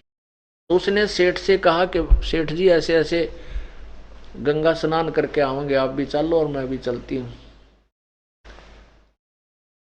और बहुत से लोग आसपास के जा रहे हैं। बहुत आनाकानी की। सेठ ने कहने लगा कि एक रगी इतनी दूर जाकर सो रोखिम जोखिम होती है, मन में यही ठीक है, सब कुछ ऐसा है वैसा है। लेकिन वो ज्यादा आग्रह करने से उस अपनी पत्नी के साथ चला गया। तो वहां से वो पैदल चला, 2-3-4 दिन में पहुंचा। तो वहां स्नान करने लगा जब गंगा के घाट पे, तो परमात्मा एक ब्राह्मण रूप बना के आ गया और कहने लगा, सेठ जी आप इतनी दूर आए हो, स्नान कर रहे हो, आपका स्नान तभी लगेगा जब आप कुछ दान करोगे, ब्राह्मण को दान करो। अब सेठ नरसिंह कहने लगा, पंडित जी मैं थोड़ा बहुत कम पैसा, मेरे पास धन नहीं है, मैं तो गरीब सा आदमी हूँ, और यहाँ पैसा भी हम थोड़ा सा लाए हैं, किराए का, रास्ते उसते खाने खुने का पैसा मेरे पास है नहीं। तो ब्राह्मण ने फिर कहा, ब्राह्मण वेशधारी प्रभु ने कहा कि सेठ जी ऐसे कोई फायदा नहीं, स्नान करने का दान नहीं किया था। उसकी पत्नी ने भी कहा कि दे दो कुछ, थोड़ा बहुत ब्राह्मण आया है, नाट्या ना करते। तो उसका भी शर हो गया, तू नाले बोल वाली सोचा लिया आया तने हैं, नाले तो चुप करे। कहने का भाव है कि ज्यादा आग्रह करने से ब्राह्मण वेशधारी परमात्मा के, सेठ ने बोला 1 टका दूंगा, 1 टका। परमात्मा बोले रहा 1 टका ही दे दे, फिर कुछ तो दे। कहने लगा वहां आजिए, हमारे वहां स्थान, हमारे उस घर पे, हमारे घर पे आजिए जब दूंगा। परमात्मा बोले भाई एड्रेस बता दे, मैं तो वहां आ जाऊंगा। तो उसने, सेठ ने सारा एड्रेस लिखवा दिया। किता होगा इतनी दूर 1 टके खातिर, कौन धक्के खाना चाहेगा। उसका उद्देश्य ये था कि वो टल जाएगी भला।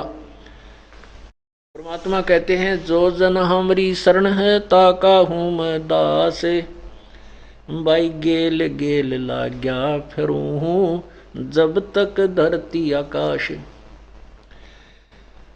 तो सेठ जी अपना ना धोके निश्चिंत होकर घर पहुंच गए 2-3 दिन में। अब सेठ जी ने जाकर तब अपनी गठड़ी धरी थी रस घर पे, और परमात्मा तो 1 सेकंड का काम था, वहां पहुंच गए और जाते ही दरवाजा खटखटाया। कहा भाई, वो नौकर आए बाहर, कहने लगे कौन है, आओ जी कैसे आना हुआ। ब्राह्मण वेशधारी प्रभु ने कहा कि भाई आपके सेठ जी ने मेरा 1 टका दान करने की उधार कर रखी है, और उनको कहो कि वो ब्राह्मण आया है, वो दान मेरा दे, मैंने आगे जाना है। अब उन नौकरों ने जाकर कहा कि सेठ जी एक ब्राह्मण आया है गंगा घाट तक, और वो न्यू कहेगा आपने कोई 1 टका देने की, दान की आपने वचन किया था, वो दान मांग रहा है अपना। अब सेठ जी का तोड़ी पड़गी कि तो बड़ा कमबख्त गेल गेला मर रहा है, इसने तो बड़ी कहने लगा, न्यू कह दे सेठ जी बीमार हो गए और परसों देंगे, परसों बाट सफर चल कर आए हैं। तो उन्होंने कह दिया भाई ऐसा है ब्राह्मण जी, सेठ जी पैदल चल कर आए हैं, कुछ तबीयत ज़्यादा ढीली होगी है, परसों कहें हम, परसों आपको 3 टका दे देंगे। परमात्मा बोले भाई ठीक है, ले परसों दे देंगे, तो ले के जाना पड़ेगा। बार बार के आया जाए। तो उन्हीं का बाग था सेठ का, उसी में ला लिए डेरे, भगवान ने वहीं लौट गया। तो श्याम ने पूछा रहा वो कहाँ ब्राह्मण गया, का यहीं खड़ा है, यहीं है। नौकरा ने बताया जी बाग में लौट रहा है, विश्राम कर रहा था। अब सेठ ने भी सोची भाई आज तो इसने टके की आंट लाई है, तड़के 10 रुपये पड़ जाएगा, इसने तो राह ही पाएगी, इसने को रास्ता मिल गया है, ये फिर घना दुखी करेगा, इसलिए इसकी टंटाई अभी काट दो, इसको मैंने देना ही नहीं, ये फिर परेशान करेगा नहीं तो। सेठ जी ने या उल्टी गांठ लगा ली। अब वो परसों आ गया, परसों उठकर सुबह परमात्मा ने फिर कहा भाई मेरे सेठ जी को कहो वो पैसा दे। नौकर गए, वो बोले जी ब्राह्मण आ गया है कि आज आपने आज का नाम लिया था। सेठ बोला न्यू कह दो हमारा सेठ तो मर गया।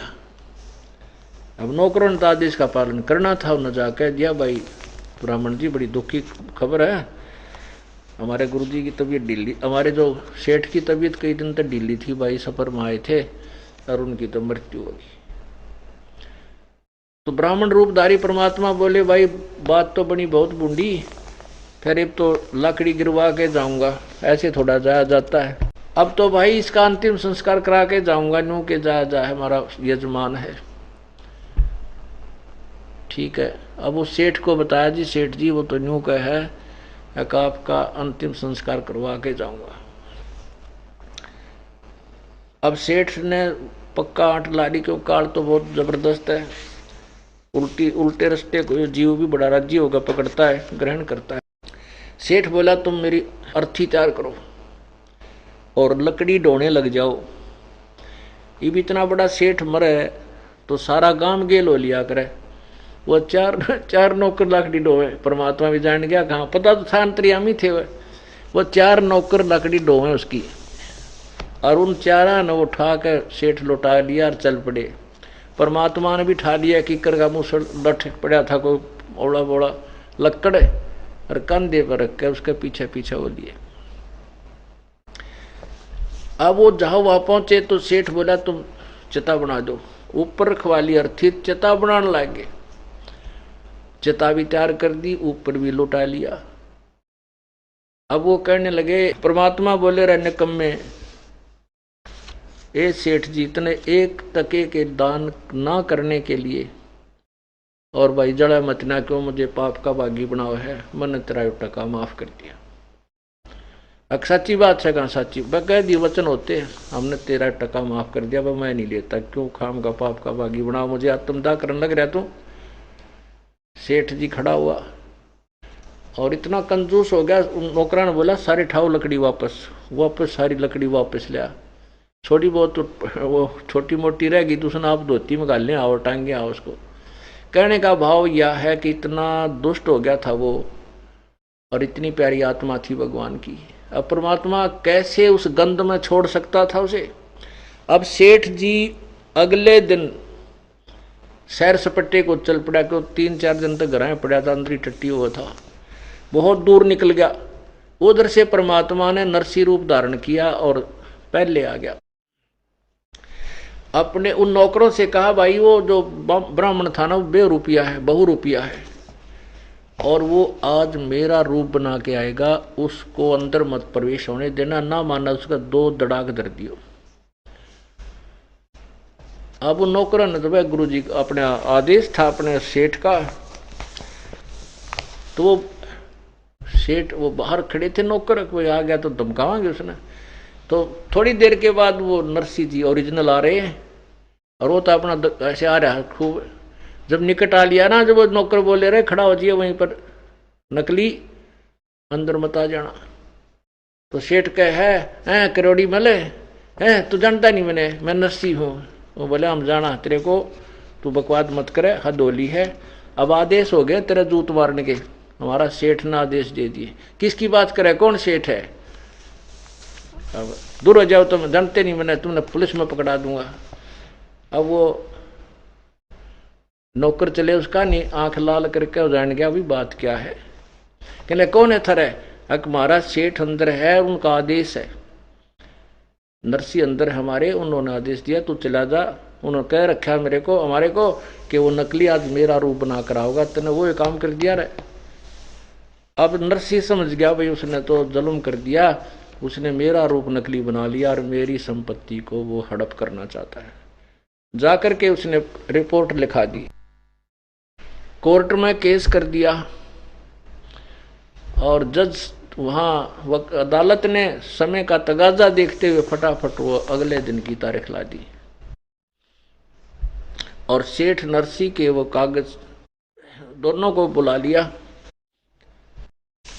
दोनों को बुला लिया, अपना अपना प्रमाण दो भाई, ओरिजिनल और नकली का, डुप्लीकेट का। तो पहले तो उस ओरिजिनल से पूछा नरसी से कि भी बता तू कोई ऐसा प्रमाण तेरे घर में कोई कागज पत्री से हो जिसका हम प्रमाणित कर सकें तो वो ओरिजिनल है, वास्तविक है।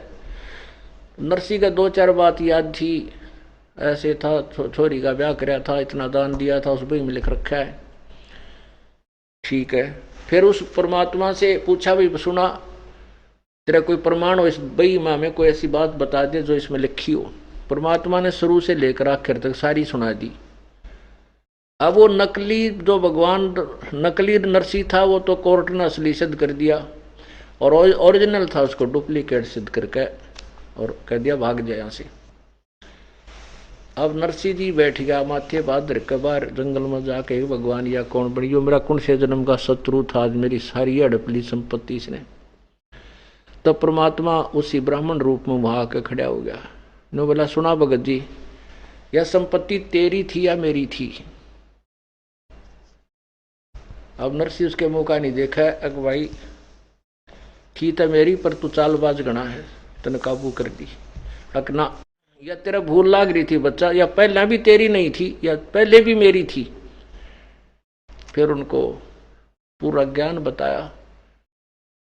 पुण्यात्मा थी, थोड़े संकेत को समझ गया, बेटा तू आज मर जावे तो तेरी थी या नहीं थी, और तेरे ना तेरा कोई पुत्र, एक बेटी वत ने ब्याह रखी, इस संपत्ति ने सिर पर धरकर नाचेगा, तेरे मरने के बाद ये लोग बांटेंगे तेरे हकीकी, और तू गधा बनेगा या दुनिया की पैसे 2 नंबर के धंधे करके तेने ब्याज गणा लगा लगा के संपत्ति जोड़ रखी।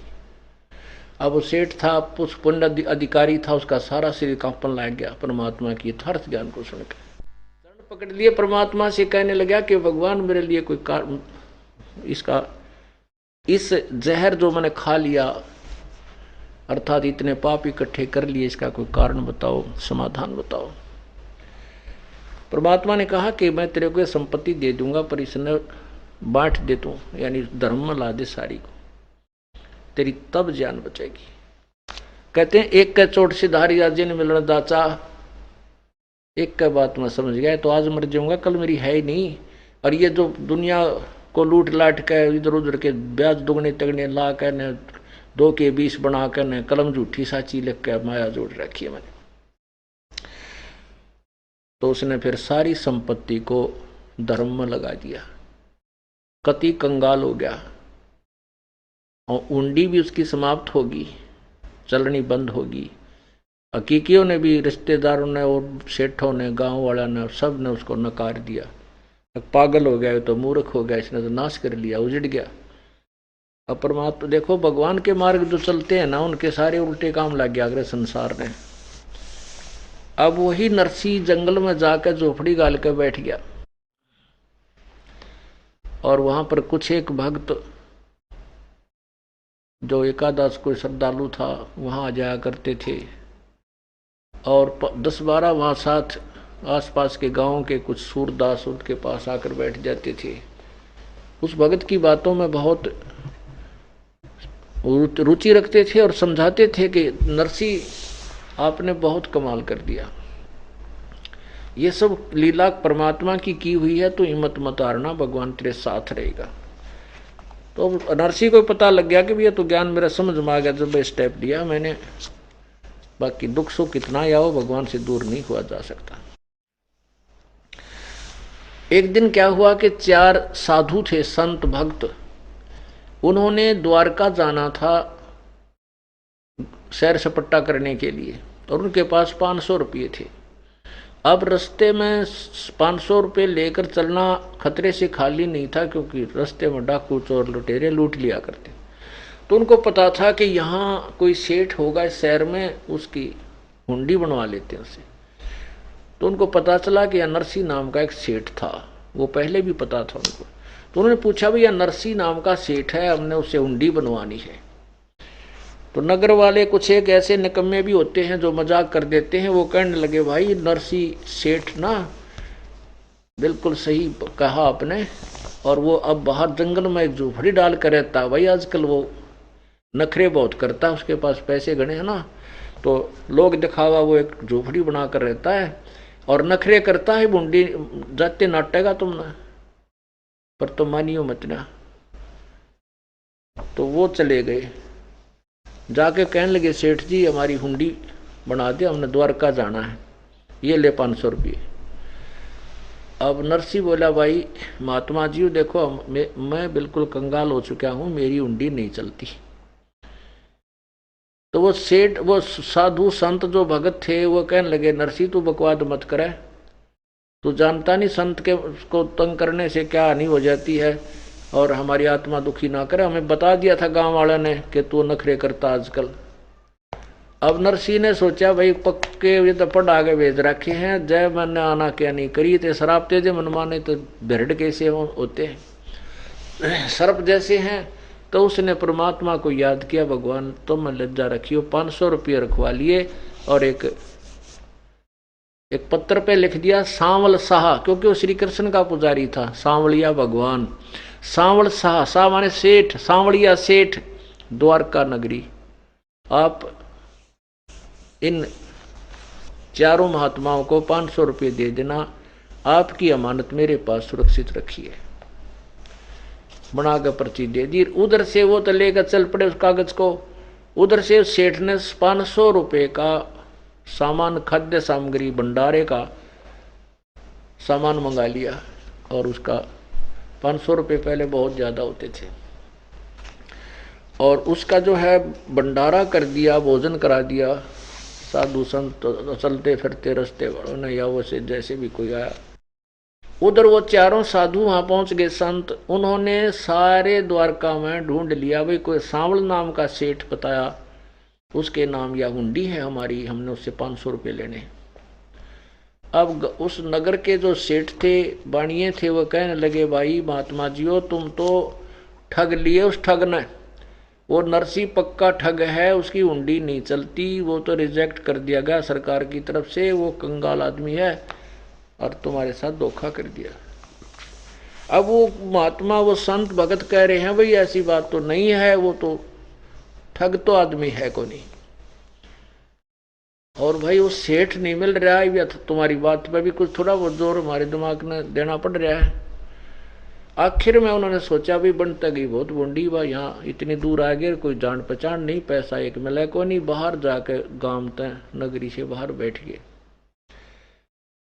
उधर से उस भगत के अंदर की जो पुकार थी, नरसी जी ने अपनी ध्यान दृष्टि से देखा कि भगवान ने उनको पैसे दिए कि नहीं दिए। तो देखा वो तो बाहर बैठे हैं और कोस रहे अपने किस्मत ने, रहे हम तो भाई वो भगत तो मना करे था, सेठ तो मना करे था कि मैं सेठ नहीं रहा, पर हमने उसके साथ ज्यादा जो जबरदस्ती कर दी, अब उसको दोष के देवा, पैसे तो हमारे वहीं मिल जाएंगे, वापस चलेंगे, क्योंकि वो ईमानदार आदमी लग गया था, पर अब यहाँ कैसे रहेंगे, ऐसा सोच रहे। तो उसके मन में आई कि भगवान इस दास से के त्रुटि बनी, आप प्रकट क्यों नहीं हुए अपने बच्चों वहां दास के हुंडी लेने के लिए। तो उसने अपनी पत्नी से पूछा, सेठ ने, नरसी ने अपनी पत्नी जो उसके साथ ही रहती थी उससे पूछा कि जो 500 रुपये का खाने का सामान हम लाए थे, भंडारा कर दिया, उसमें से कुछ सामान बचा तो नहीं है। तो उसने बताया कि जो रोटी बनाने के लिए सूखा आटा और लोई बनाते समय हाथ से लगाकर ऐसे बनाते थे पहले, अब तो पानी पुनी का हाथ लगा लें, चिकना लगा लेते हैं, घी गया का, तो उसको पलोथन का आग्रह, हमारे हरियाणा वासी में पलोथन है, वो थोड़ा सा आटा ही होता है, उसको अलग से रख लेते हैं। तो अने बोली थोड़ा सा ही पलोथन बचा है, यो तो बचा हुआ। तो सेठ ने कहा कि इसकी रोटी बना और कोई आदमी आपको मैं खिला का आऊँगा। उस 4 जो बचे हुए पलोथन की यानी उस शेष आटे की जो रोटी बनाने के सहयोग के लिए रखा हुआ था, उस भगतनी ने 4 रोटी बनी, वह 4 रोटी बना दी। इतने में वही परमात्मा पूर्ण ब्रह्म वहाँ एक साथ भगत का राह चलते का रूप बनाकर आकर बैठ गया। भाई भगत भूख लाग रही है, नरसिंह जी वो रोटी बनवा के ताजी ताजी तैयार कर रहा था कि ले महाराज जी, ले भगत भाई रोटी खा। परमात्मा ने रोटी खाई और दुआ देते हुए चल पड़े।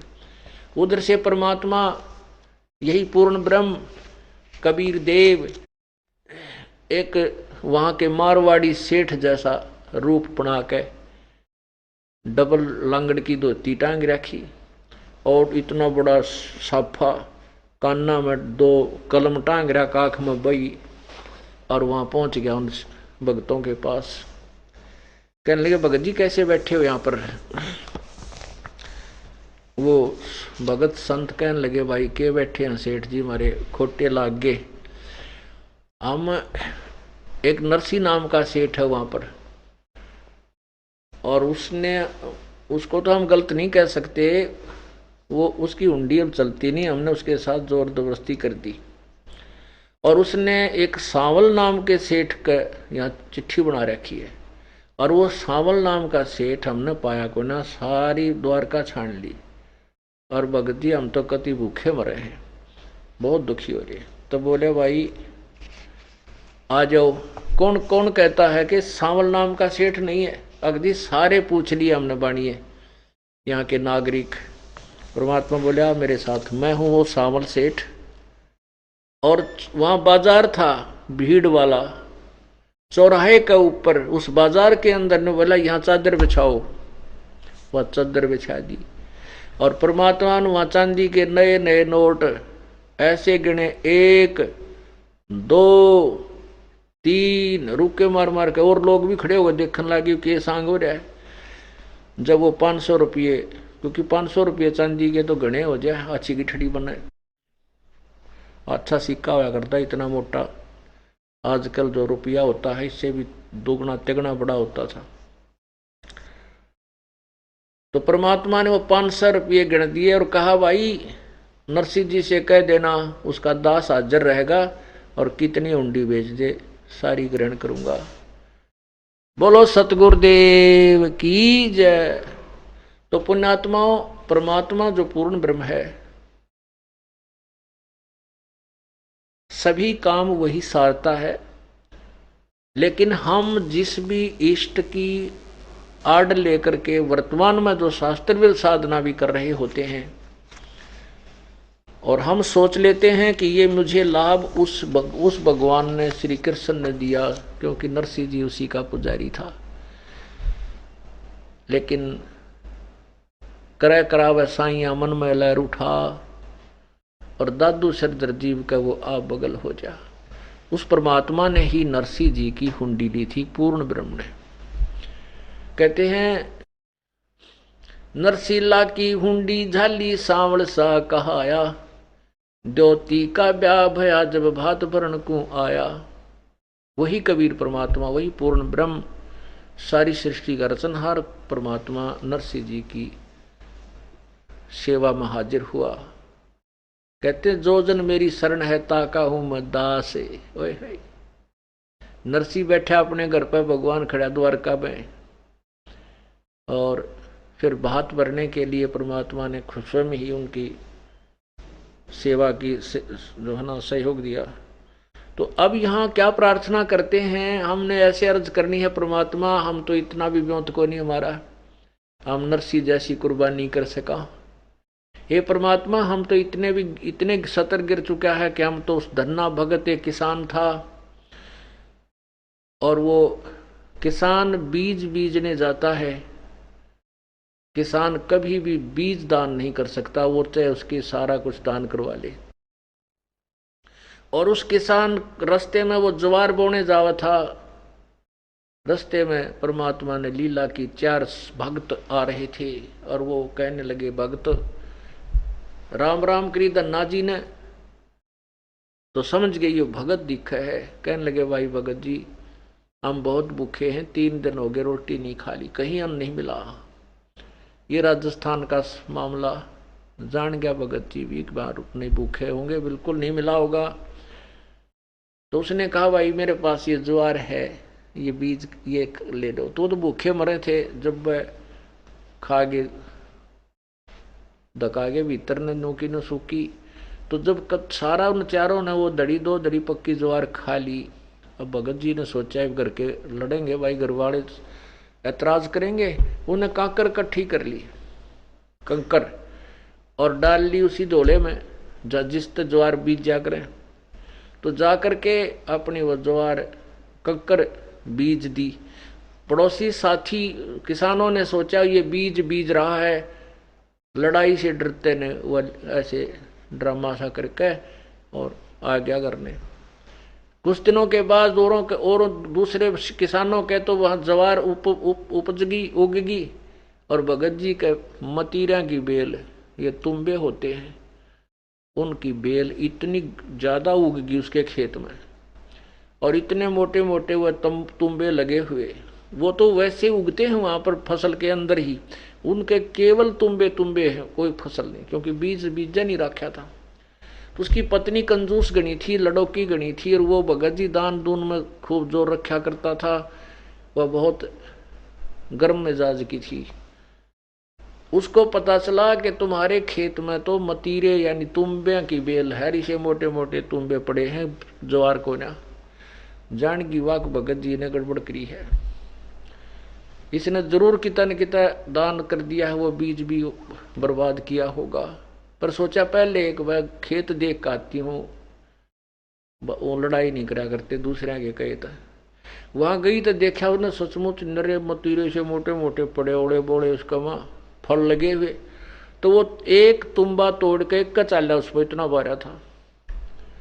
आगी उधर भगत जी उसके खेत ख्यात में जाता, जब अब और भक्तों के साथ चर्चा करता था उसके पास आ जाते थे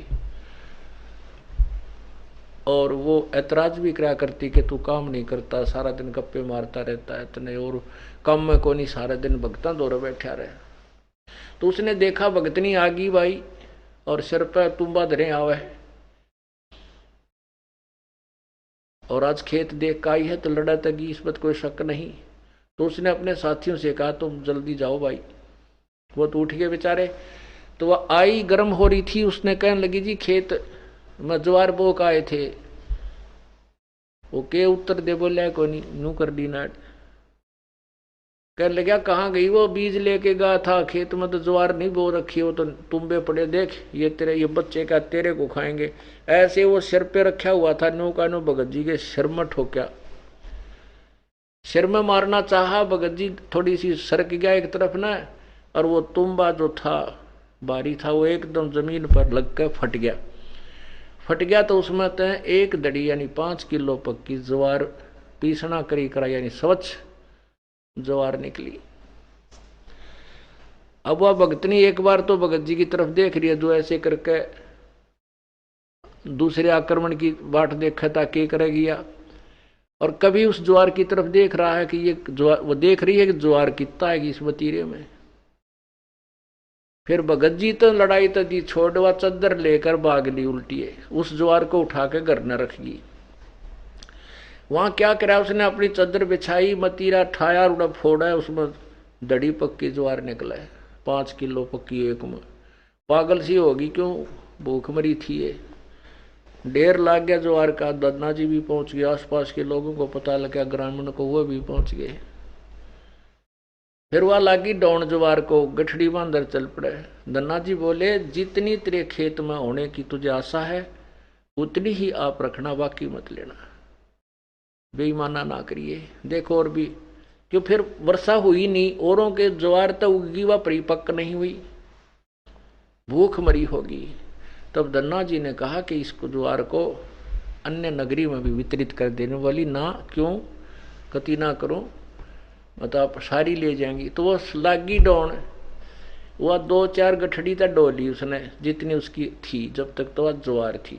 फिर वह गठड़ी बांध के ला, वहां तक तो बोझ मरती है वजन से, और घर उतार के खोल रहा तो उसका वो उसके जो है ना वो बन जा, बूमबड़ा कहते हैं, अर्थात उसमें जैसे वो ज्वार निकालने के बाद, बाजरा निकालने के बाद उसके कवर रह जाते हैं छिलके, वो छिलका बन जा उस पूरी ज्वार का। वह गठड़ी खोल रहा वो छिलका बन जा। पर दन्ना ने कहा कि अपने हिसाब की राख ले, तेरे बाकी रहेगी नहीं। वह बैठ गया अपना चुप। उस दन्ना ने कहा बाकी ग्रामीणों से कि भाई तुम भी अपने बच्चों के लिए ले जाओ इस वजह। तो यहां हम ये प्रार्थना करते हैं कि धन्ना जो नरसी था उसके पास धर्म पुण्य ज्यादा था, भक्ति पुण्य भी था, कर्म थे। अब धन्ना जी के पास केवल भक्ति कर्म थे, वो पुण्य नहीं किसी जन्म में हो पाया था। तो दोनों को ही परमात्मा ने संभाला और दोनों की कुछ ऐसी क्रिया करके उनको पुनः अपनी भक्ति में दृढ़ किया। तो वो सब छल छीदर कबीर परमेश्वर ही करता है, कि कहते हैं सो छल छीदर मैं करूं अपने जन के काज। तो वो परमात्मा ही हमारा हितैषी है। हम अभी तक किसी अन्य भगवानों को अपना जो है साथी मानते थे, सहयोगी मानते थे, संरक्षक मानते थे, वो नहीं थे, क्योंकि वो तत्व ज्ञान की रोशनी में हमें अब स्पष्ट नजर आ रहा है। गीता जी अध्याय नंबर 15 के श्लोक नंबर 16 और 17 में 3 भगवान बताए हैं। एक क्षर पुरुष, एक अक्षर पुरुष। क्षर पुरुष ये ब्रह्म है जो 21 ब्रह्मांड का मालिक है, अक्षर पुरुष ये परब्रह्म है जो 7 संग ब्रह्मांडों का प्रभु है। लेकिन ये केवल किए हुए कर्म तक ही सीमित है, ये नाशवान है, इनके प्राणियों के भी शरीर नाशवान है। 17वें श्लोक में 15वें अध्याय में गीता जी में कहा है कि उत्तम पुरुष है तू अन्य है, जो और वास्तविक भगवान है इन दोनों से भी न्यारा ही है। और वही परमात्मा इति उदाहरते वही भगवान कहा जाता है। और वही तीनों लोकों में प्रवेश करके सबका धारण पोषण करता है। वो अव्यय ईश्वर है, वो अविनाशी परमात्मा है। वही सबका धारण पोषण करता है, सबको वही देता है। जैसे अक्षर पुरुष एक पेड़ है, निरंजन वाकी डार, तीनों देवा शाखा है, ये पात्र रूप संसार। यानी मूल से ही, जड़ से ही पूरे पौधे को खुराक जाती है, आहार जाता है। ऐसे ही उस पूर्ण परमात्मा की भक्ति से हमें इष्ट रूप में साधना करने से लाभ होता है, और वही हमारे सब काम ठीक करता है। तो यहाँ यही प्रार्थना की जाती है, परमात्मा हम तो इतने भी योग्य नहीं रहे कि धन्ना जी जैसे हम बीज भी बांट दें, नरसी की तरह हम सब कुछ लौटा भी नहीं सकते प्रभु। हम तुच्छ आत्माओं को तो आपने जैसे उचित लगे ऐसे ही सुधार करना होगा। आप हमें अपनी भिक्षा की भीख अवश्य दे दें। बोलो सतगुरुदेव की जय।